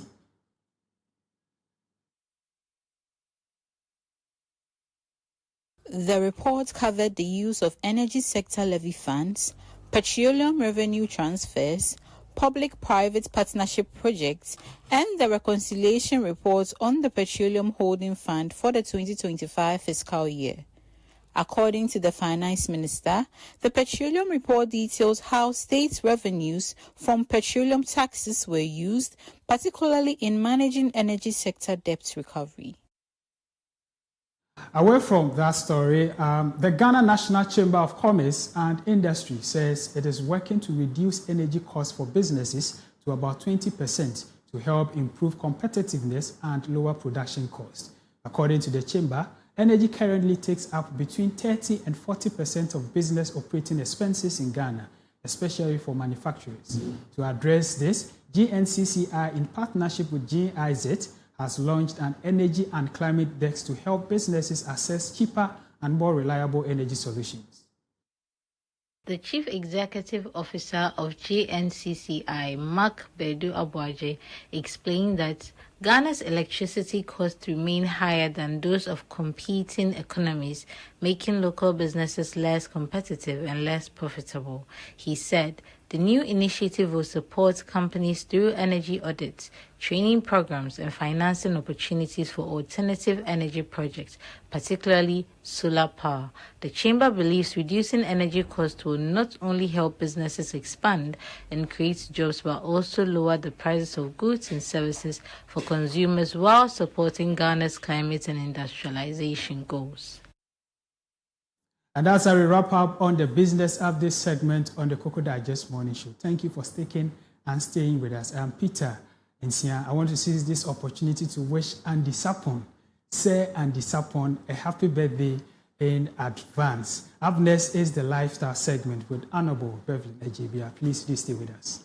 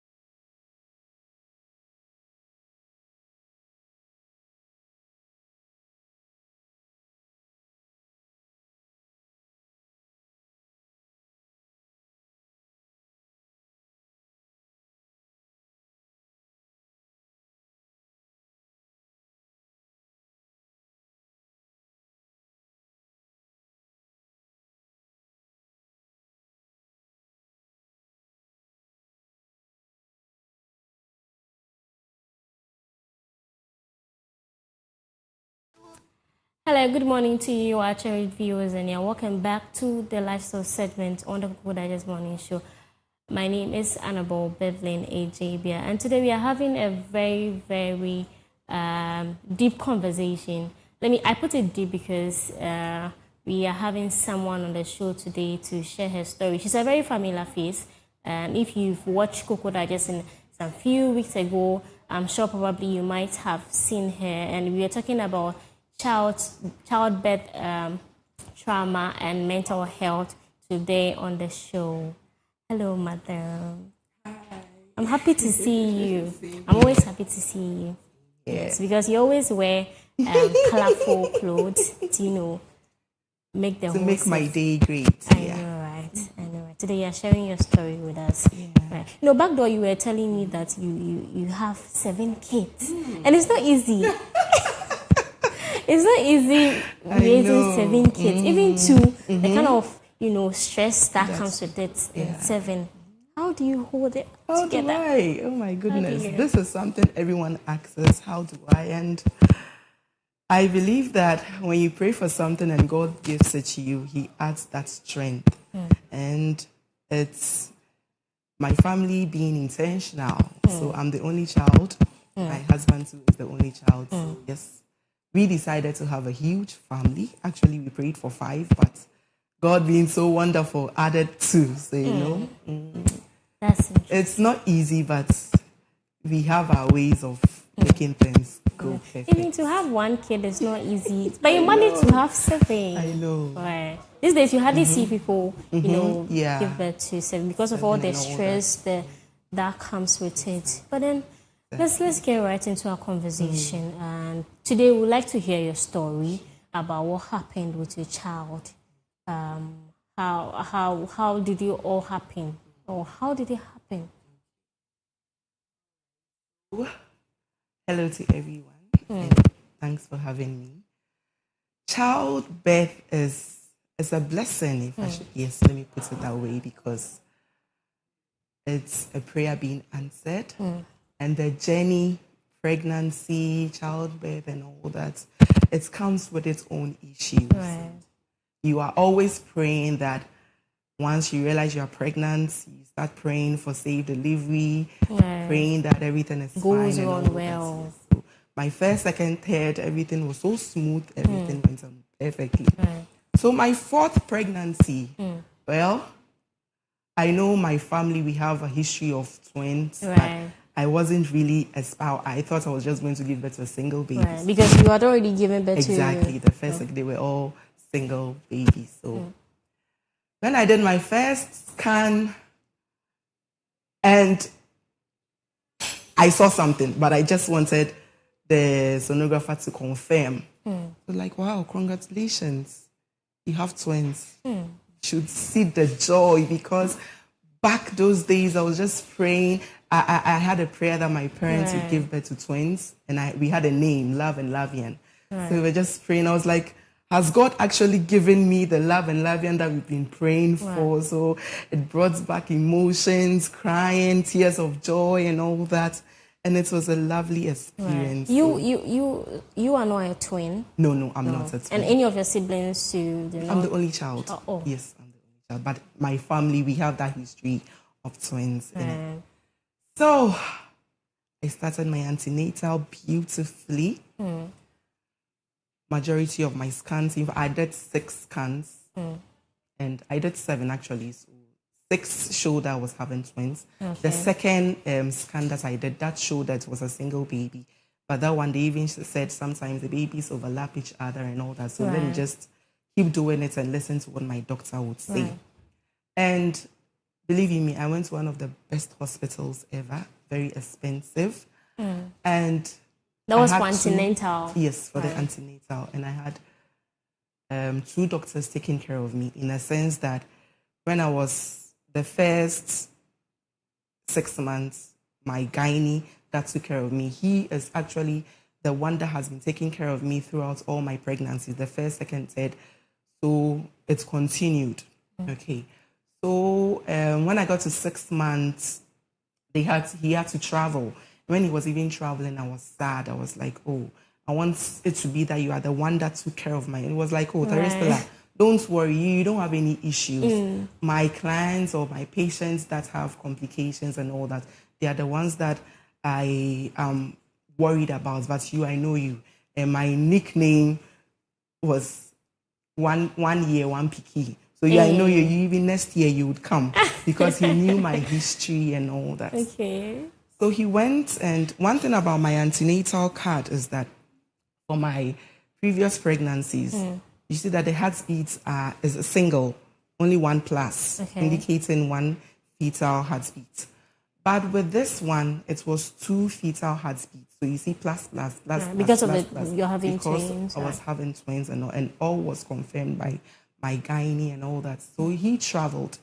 Then another competent doctor also came and was taking care of his clients or his patients. Fast forward, the day 9 months passed, and I still insisted that I wanted to push because the first 3 I pushed. But I was told that due to the position of the babies, one is breech, one is like, it would be a trouble.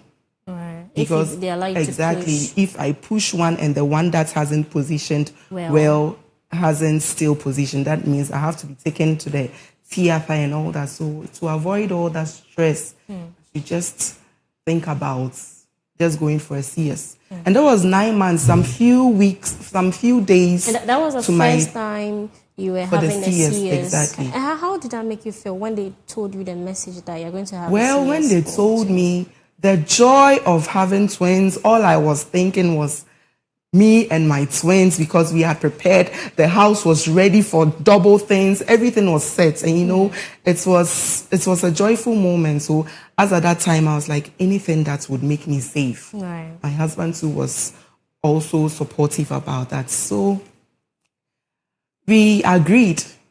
So they gave me 12th of July, but I went into labor on the 9th of July. So when I went into labor, because it was an emergency and because of the positions of the babies, I called my midwife at that time, and she called the doctor to meet us. The doctor met us. When I got to the hospital, the doctor was also around and all. I went home. I was 4 centimeters.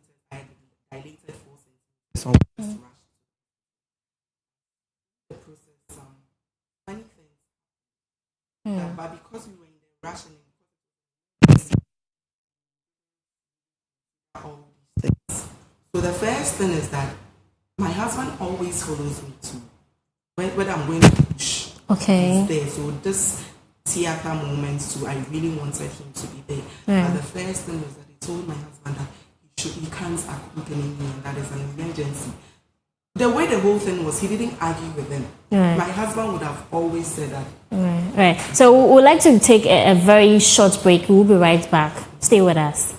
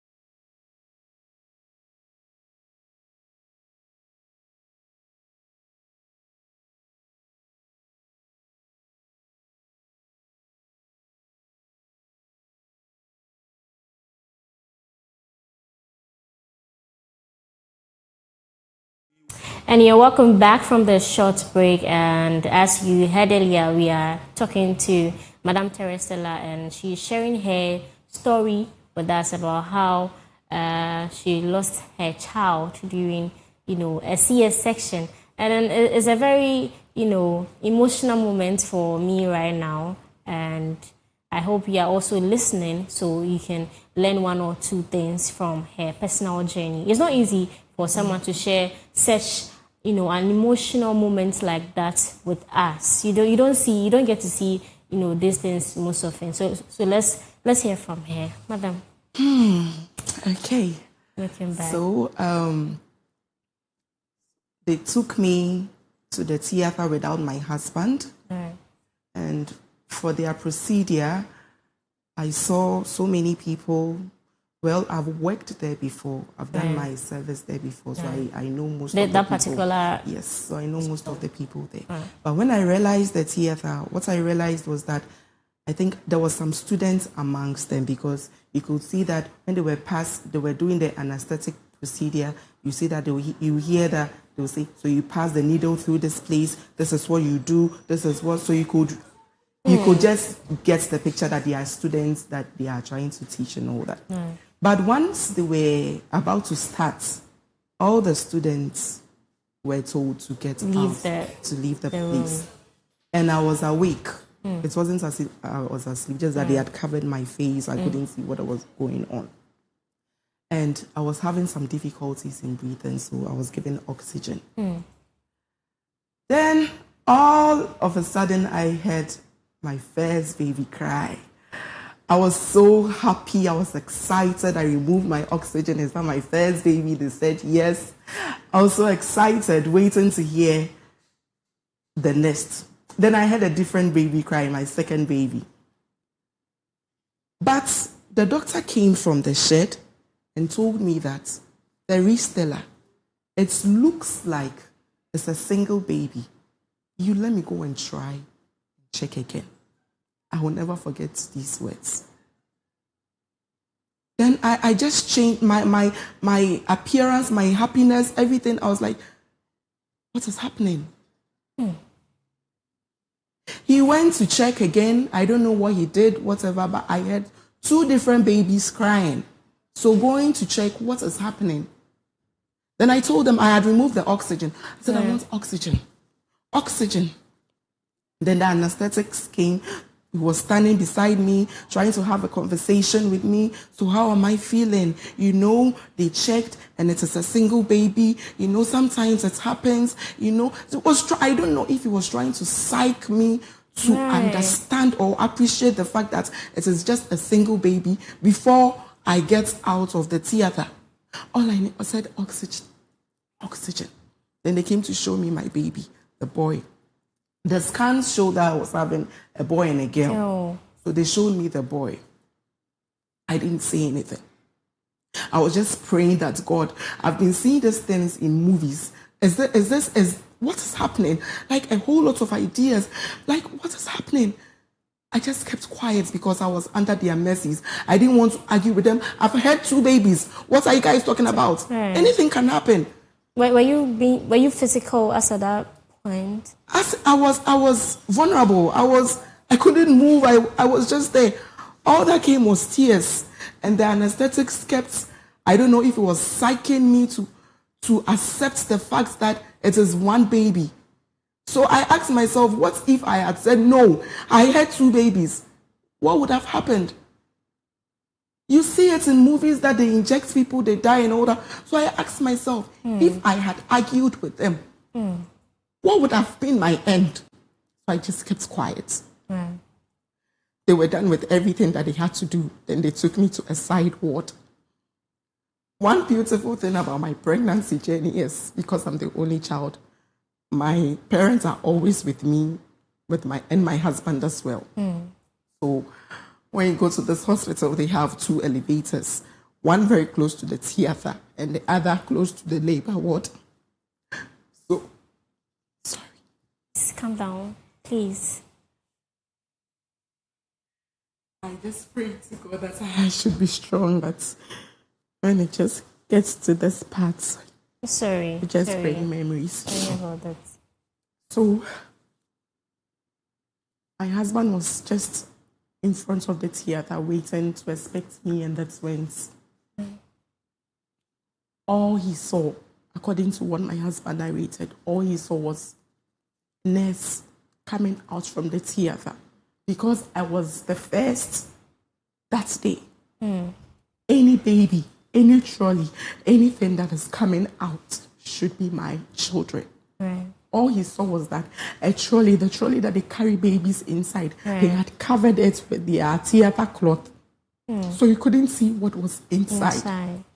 Then as soon as this nurse saw my husband, she fidgeted. Then she gathered momentum, then entered the elevator. But God being so good, that particular instance, my dad had my third born.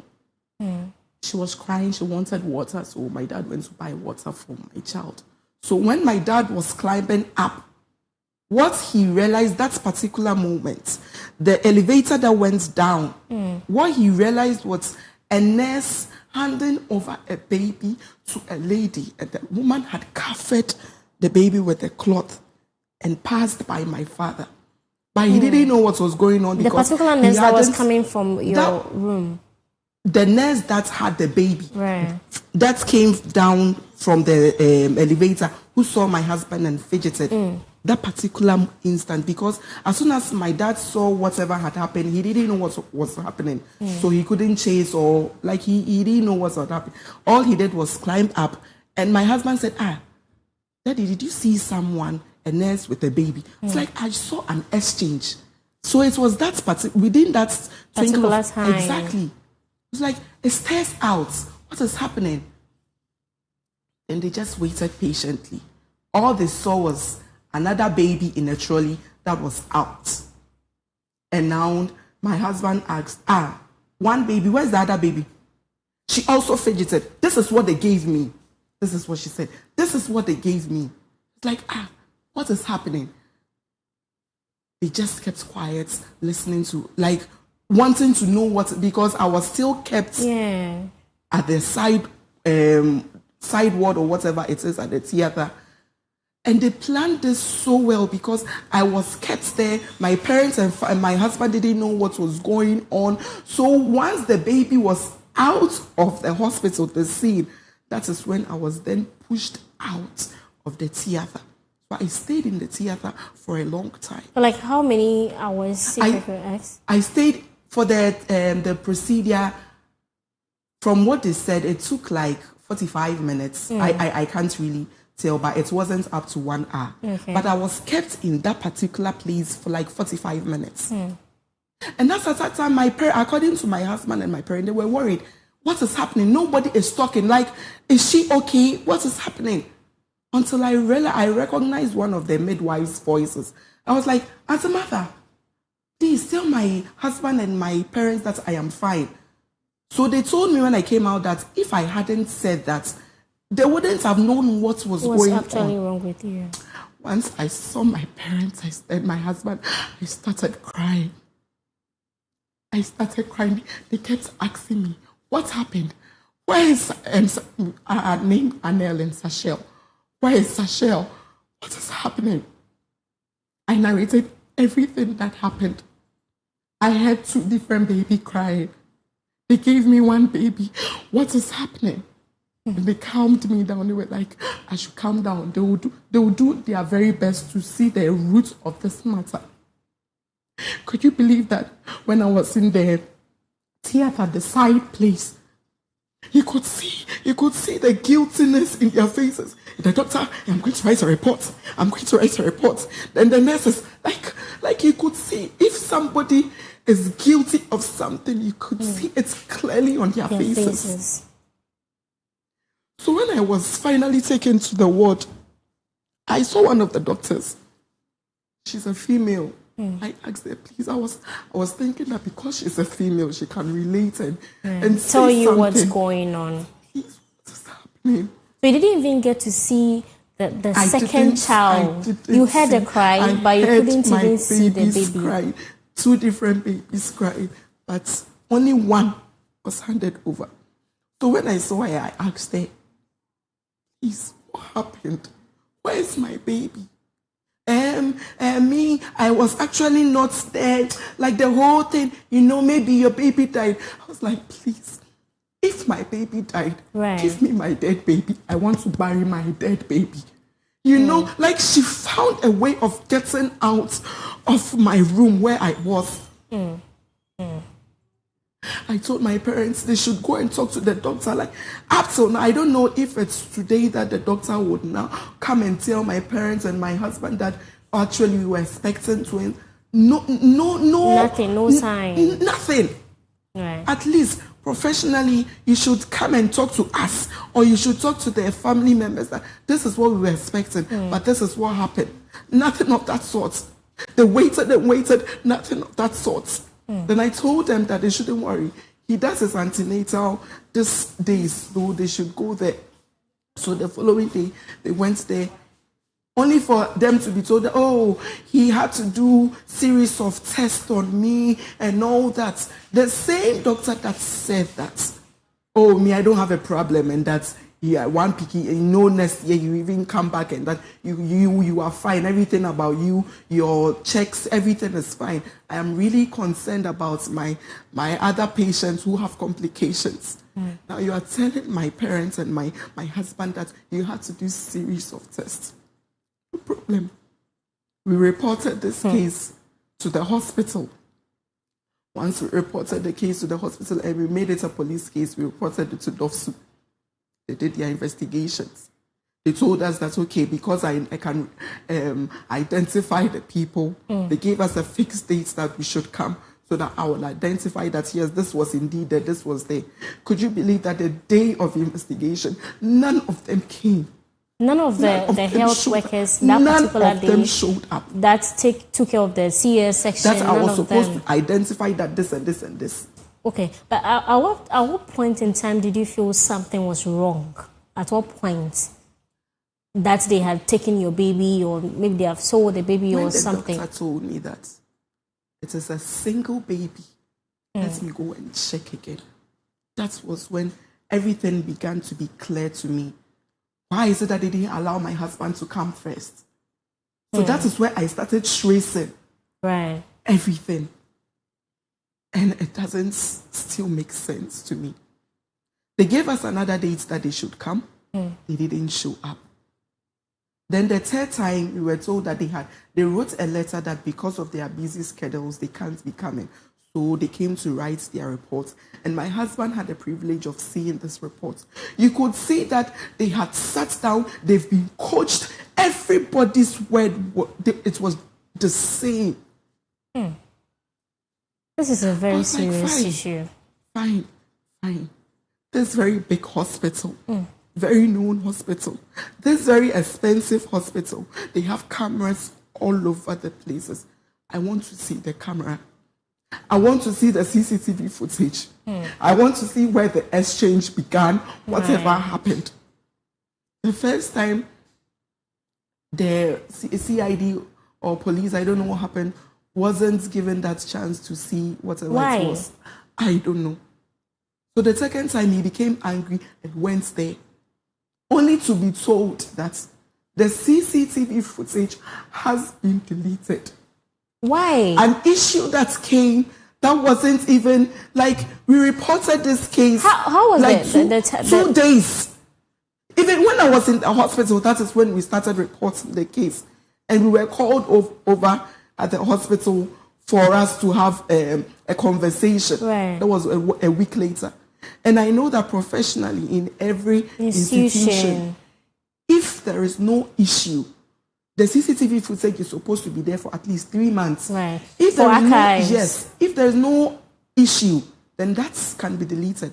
But this one had an issue. It wasn't even up to a week that you are telling us that it has been deleted. What did you see? What exchange transpired? What is happening? So many questions that I don't have answers. I've been through a lot. Mentally, I have been drained. I have been drained. Because this isn't as if I can't take care of my children by the special grace of God. My children are doing perfectly fine. So I asked myself, where is my Sashel? Where is she? Which home is she in? What trainings are they giving her? I'm a Sunday school teacher. I love children. When you see me teaching children about the word of God, when you see me playing with children, you'll be amazed. So what are they teaching my child? I'm asking so many questions and I'm not getting answers. It was a big blow to me. I almost ended up at Pantine because of the way I was behaving and all that. Right.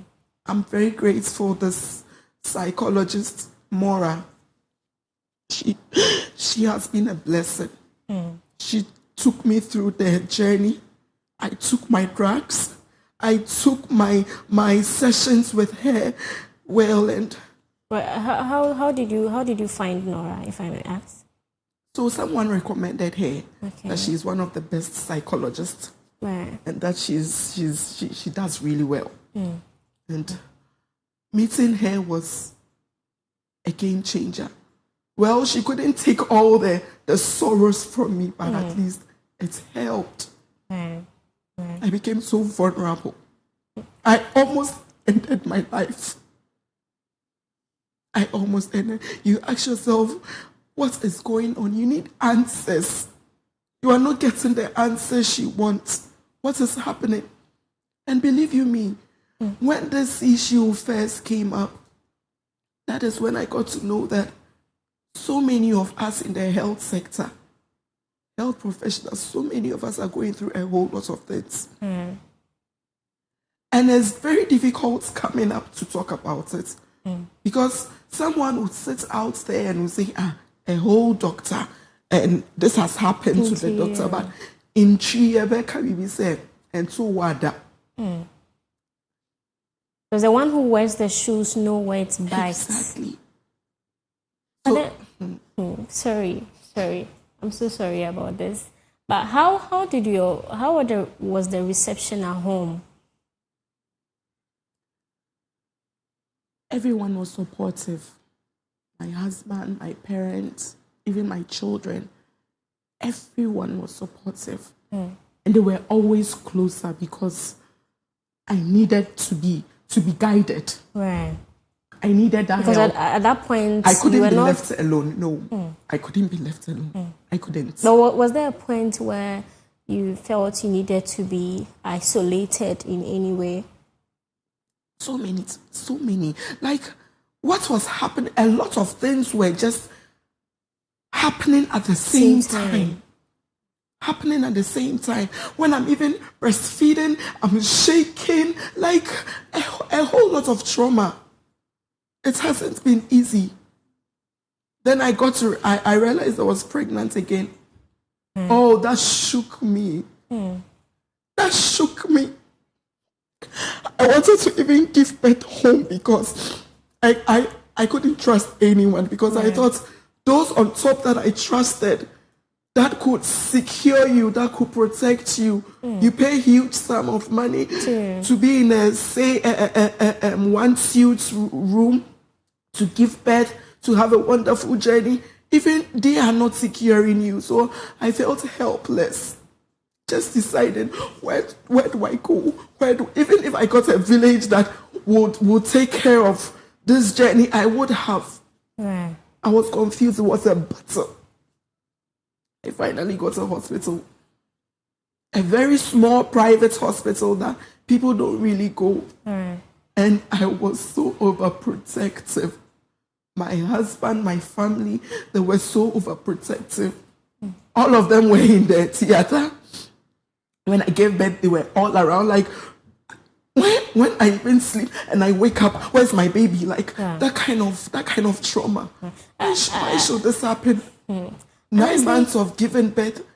It's not a joke. And this particular twin pregnancy, you should have seen my stomach. I couldn't walk. Like, I needed help wherever I'm going. It was different from all the baby. And there was a time, I liked taking photos. There was a time I took a certain photo. You could see my stomach was divided into two. Sort of. So many evidence, so many. Sorry. This particular hospital, is it a private or a public hospital? It's a private hospital. A very well-known private hospital. Expensive hospital. So, this, my sixth pregnancy, when I was deliberating where to go, I said, okay, let me try another very, very good hospital and quite expensive. It's like, let me try that place, a different place, because I told myself I wasn't going back to that place again.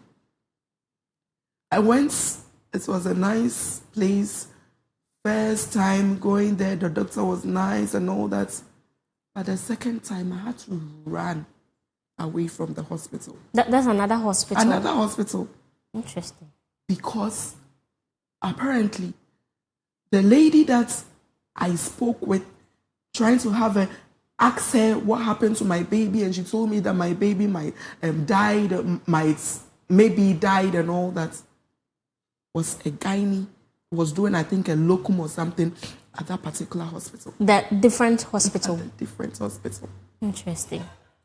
She wasn't the one taking care of me. Right. But once I did I saw her name, but I was like, maybe we have different people that has bears names like this. Same name. But I made my investigation. As soon as I realized it was her, nobody told me to get away from that place. Right. So, I'm sure you did your own personal investigations, as you said. Did you ever think of, seeking for justice or any kind of sort? And how did you end up? Okay. So we had a very good lawyer. Okay. So when we went to see the hospital to talk about it, we went with our lawyer. Back and forth, back and forth, back and forth. The reason why I ended it with that lawyer was the fact that it was like, okay, so from this case, it looks like we should be compensated. I am not in for the compensation. No, I'm not in for the money. No, I am in for my baby. So that alone ended it at that point. And when I tried to further it, I got pregnant again. And pregnancy and being worried and crying can affect the baby. Right. So I just had to calm down and go through that journey. And it was very tough. It was very tough. What I have done and what I have been through was a shell. Only God knows. Things I'm proud of, things I am not proud of. You find, let me hear that you said that, there is this great man of God who your prophecy has come, that will find your baby. I will be there. Oh, this place that will find your baby for you, I will be there. I was desperate. Desperate. What haven't I gone through? And now I realized that when I soak everything in and I told God to take charge, told God to take absolute control, I realized that things that doesn't make sense, at the end of the day, God will come through. Right. What can we do with our own strength? We can't. It's just my prayer that I would reunite with my daughter soon. And my daughter is in a good home, a Christian home. It hasn't been easy. It hasn't been easy. And we in this medical field are facing a whole lot of mental health issues. I have so many colleagues that have died because they weren't able to voice it out. So many things are happening to so many people at the same time. And it is only God that can see us through. It is only God. So up till now, if you ask me how many children do I have, I proudly say I have 7 children. Because I'm very hopeful that I would find my Sachel. And I'm always praying for her. I have a timetable on my phone, times that I pray for my children. And when it comes to her, I don't joke. I'm very hopeful. I'm very hopeful. If you've surely gone through a lot, no one is supposed to go through, and I'm so sorry you had to go through that. But then what advice do you have for pregnant women who especially visit the hospitals? You know, hospital is supposed to be a place of care, a place where they are supposed to protect you from any other disease or any other people. Exactly. What advice do you have for them? Before I say this, I would say that, you know, in every home, we have good people, we have bad people, and it is generalized. We have wonderful hospitals, we have wonderful facilities that are doing very well. But as I said, you see, if you be a mensa womb. And I just pray that no one goes where that mensa kind of people are. My advice that I would give to the general public is, 1, when your wife is pregnant, make sure. I know my husband tried. He's always there for me. He even always laughs at me that I know everything about you. Even your intestines, I know. Why? Because theater moments. So my subsequent pregnancies, they were all CS. And he was there. Yeah.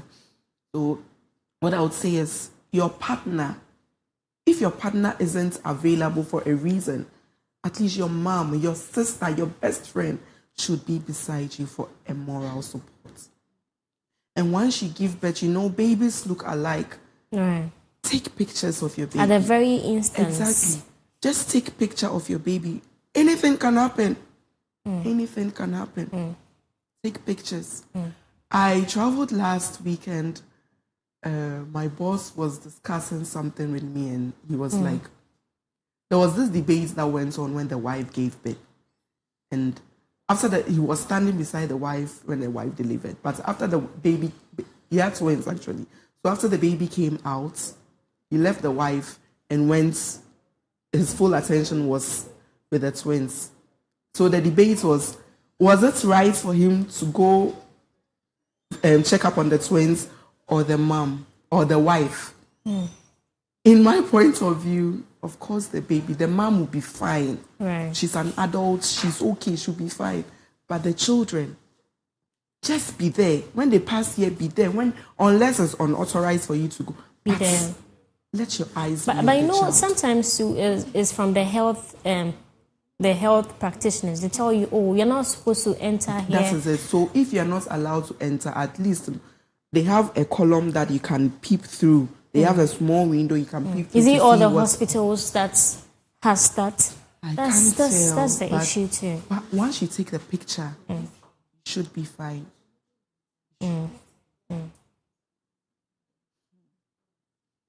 It's not easy. Thank you very much for sharing your story with us. We appreciate you because not all women can be courageous as you are to share this particular story with us. I'm sure there are some people out there in their rooms crying due to the experiences they've had from this particular one. I'm not sure you're the only person, but I'm sure there are people. But the fact that you have shared your story with us, I'm sure there are some other people that will also be willingly to let it all out one time or one other? Do you have any foundation that Yeah, so because of this, I love voluntary works and philanthropy. So because of that, what I hadn't thought of even having a foundation. I just do it voluntarily and just help people out in my own way. But because of this particular trauma, I went to register a foundation called Therese Stella's Foundation. So it's by my name, Therese Stella. Right. The primary goal of it is to help vulnerable moms who are suffering from mental health issues and all that. And it's surprising that my first set was a lady. I visited a lady, and when I saw her, she was crying, and I was wondering why. What's wrong with this lady? It's like, Mommy, she said it's in tree. She had given birth, and she's down. She's depressed. Just because she is not having the money to pay for the hospital bills. So she has been kept in the hospital for a number of... But she still had a baby with her. Yes, she had the babies. That's where I didn't even know they were twins. I was like, okay, so where's the baby? Mom knew. Then she just brought another one. I was like, twins. There and then I had goosebumps all over me. I was like, wow. And it was a boy and a girl. So I was just led to bless them, to sow in their lives, to look for my Sachel. Right. So I paid for their hospital bill, and then it went on from that to that, and now, by God's grace, we are trying to do our very best in our little to help the society. I'm sure they'll be very grateful to you. Oh yes. Very, very There was this lady that I also helped in that had the same scenario. As for her, what she said was that she wanted to honor me by naming the child after me, but the child is a boy. So I said, okay, if you want to name someone after me, someone who has also been very helpful and has been wonderful to me is my late dad. Okay, what's your daddy's name? I was like, Joseph Clifford. I was like, oh, okay. Wow. So my dad has I like how after. your family, match the names. Blend the names. Teresa and then Stella. What's the name? What Clifford? Joseph Clifford. Joseph Clifford. Yeah. Thank you so much for being on our show. Thank you so much for gracing us with your personal story. And I hope there are so many mothers out there who have heard you. And I'm sure you can't heal. Like, you can't heal for such an experience like this. You cannot heal. But I'll just pray for God's hands in your life, hoping that you'll be able to overcome everything that you're going through. Yeah. And this has been a personal conversation or personal live conversation with Madam Therese Stella. And if you missed today's show or you're just tuning in, you can go find yourself on our social media so you can have the full conversation. Next is the birthday segment. I heard today was your birthday.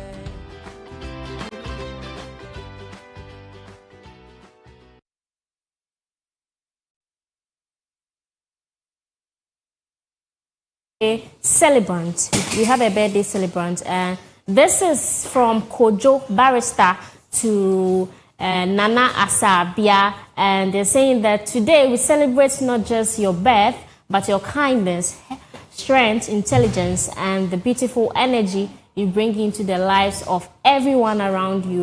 May this new chapter bring you greater success, peace, happiness, and countless reasons to smile. Thank you for being such an amazing person. And this is coming from Kojo Barrister, Peter Kojo Insian. Let me mention the full name. Peter is wishing you a very happy birthday to you, Nana Asabia.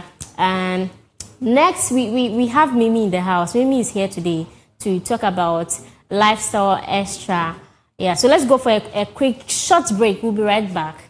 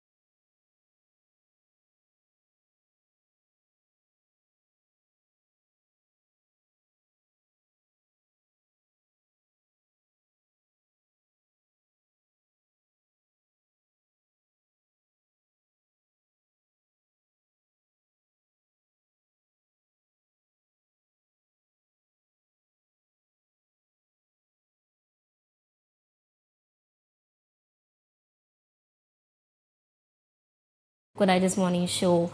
My name is Annabelle Bethany Jabia, and we have here in the house Miriam Abena Adidi. If you've not been here, Mimi, why are you remembering? When I mention you, why are you remembering? Oh, I just like how you were stressing the name, Miriam. That's how she mentions it too. Miriam Abena Adidi. Like it for me, baby. Yes, me. And then we have here also Josephine. We have here Josephine with us. Mm-hmm. Oh, yeah, you're looking nice. Thank you.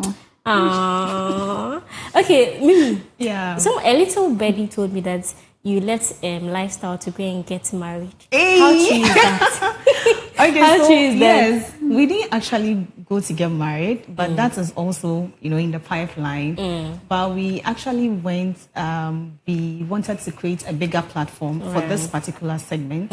And so basically we are just coming up with a show that is going to go beyond the normal conversations we have on the lifestyle segments to give our viewers, that kind of opportunity where they can come and, discuss. We can discuss, in-depth issues with them, things that are affecting us in our societies, things that are shaping our experiences.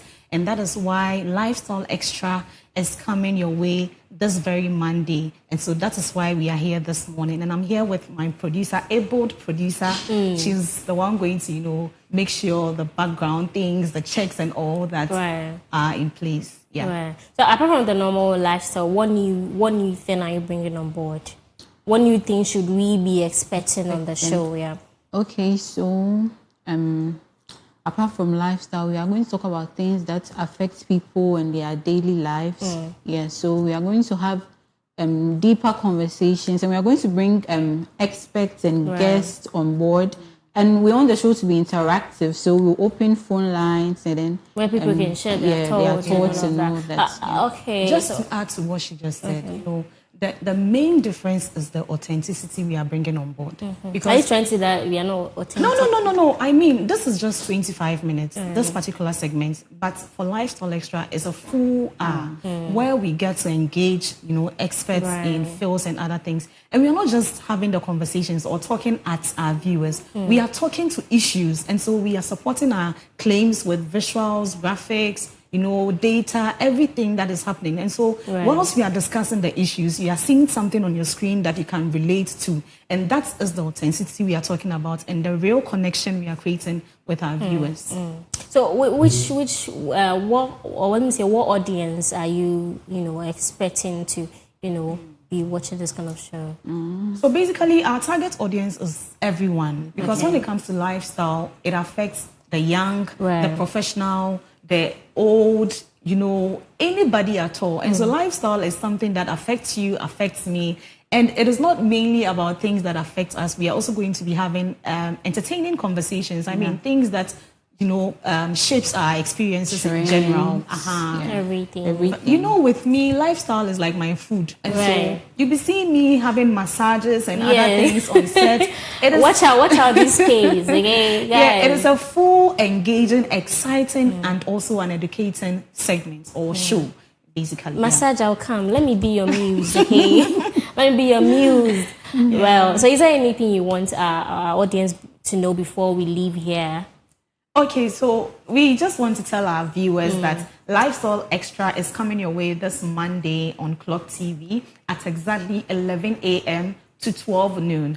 And the time 11 to 12 is very paramount to us, mainly because during that time, people are preparing to go for their lunch. And so you have something to ponder over whilst you are going to get Amelia, you are going to get, your favorite lunch. And so you have something that you can discuss, something that you can always remember. And that is why we chose 11 to 12. And also very early in the mornings, the traffic situations is so overwhelming. People do not really get the time to digest into the day. And so we put in our show at exactly 11 to 12 is the right place to be. And so this very Monday and every other Monday, we are going to be talking lifestyle, conversations that matter. But lastly, let me also add that our conversation for this year, or the very few episodes of Lifestyle Extra, is mainly going to be talking about the floods happening in Accra. Okay. We chose this topic because it is timely. This is the time to talk about it. We do not want to wait when the floods are no more, and then we just want to add our voices to the number of voices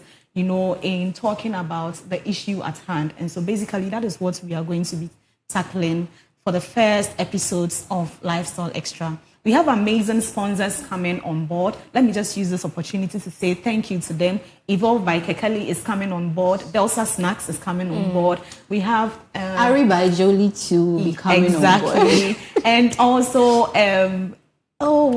one other one. I'll remember and say it on the show on Monday. The designer must be very disappointed at you. So yes, they should watch out for Lifestyle Extra. It is a full engaging show, and so please don't miss out this Monday, 11 to 12. Right. Personally, I'm looking. She's actually a part of the team. I mean, I'm looking forward. I'm looking forward to it. You should You guys should tune in and stay glued to your seats because what we are bringing. Tell them.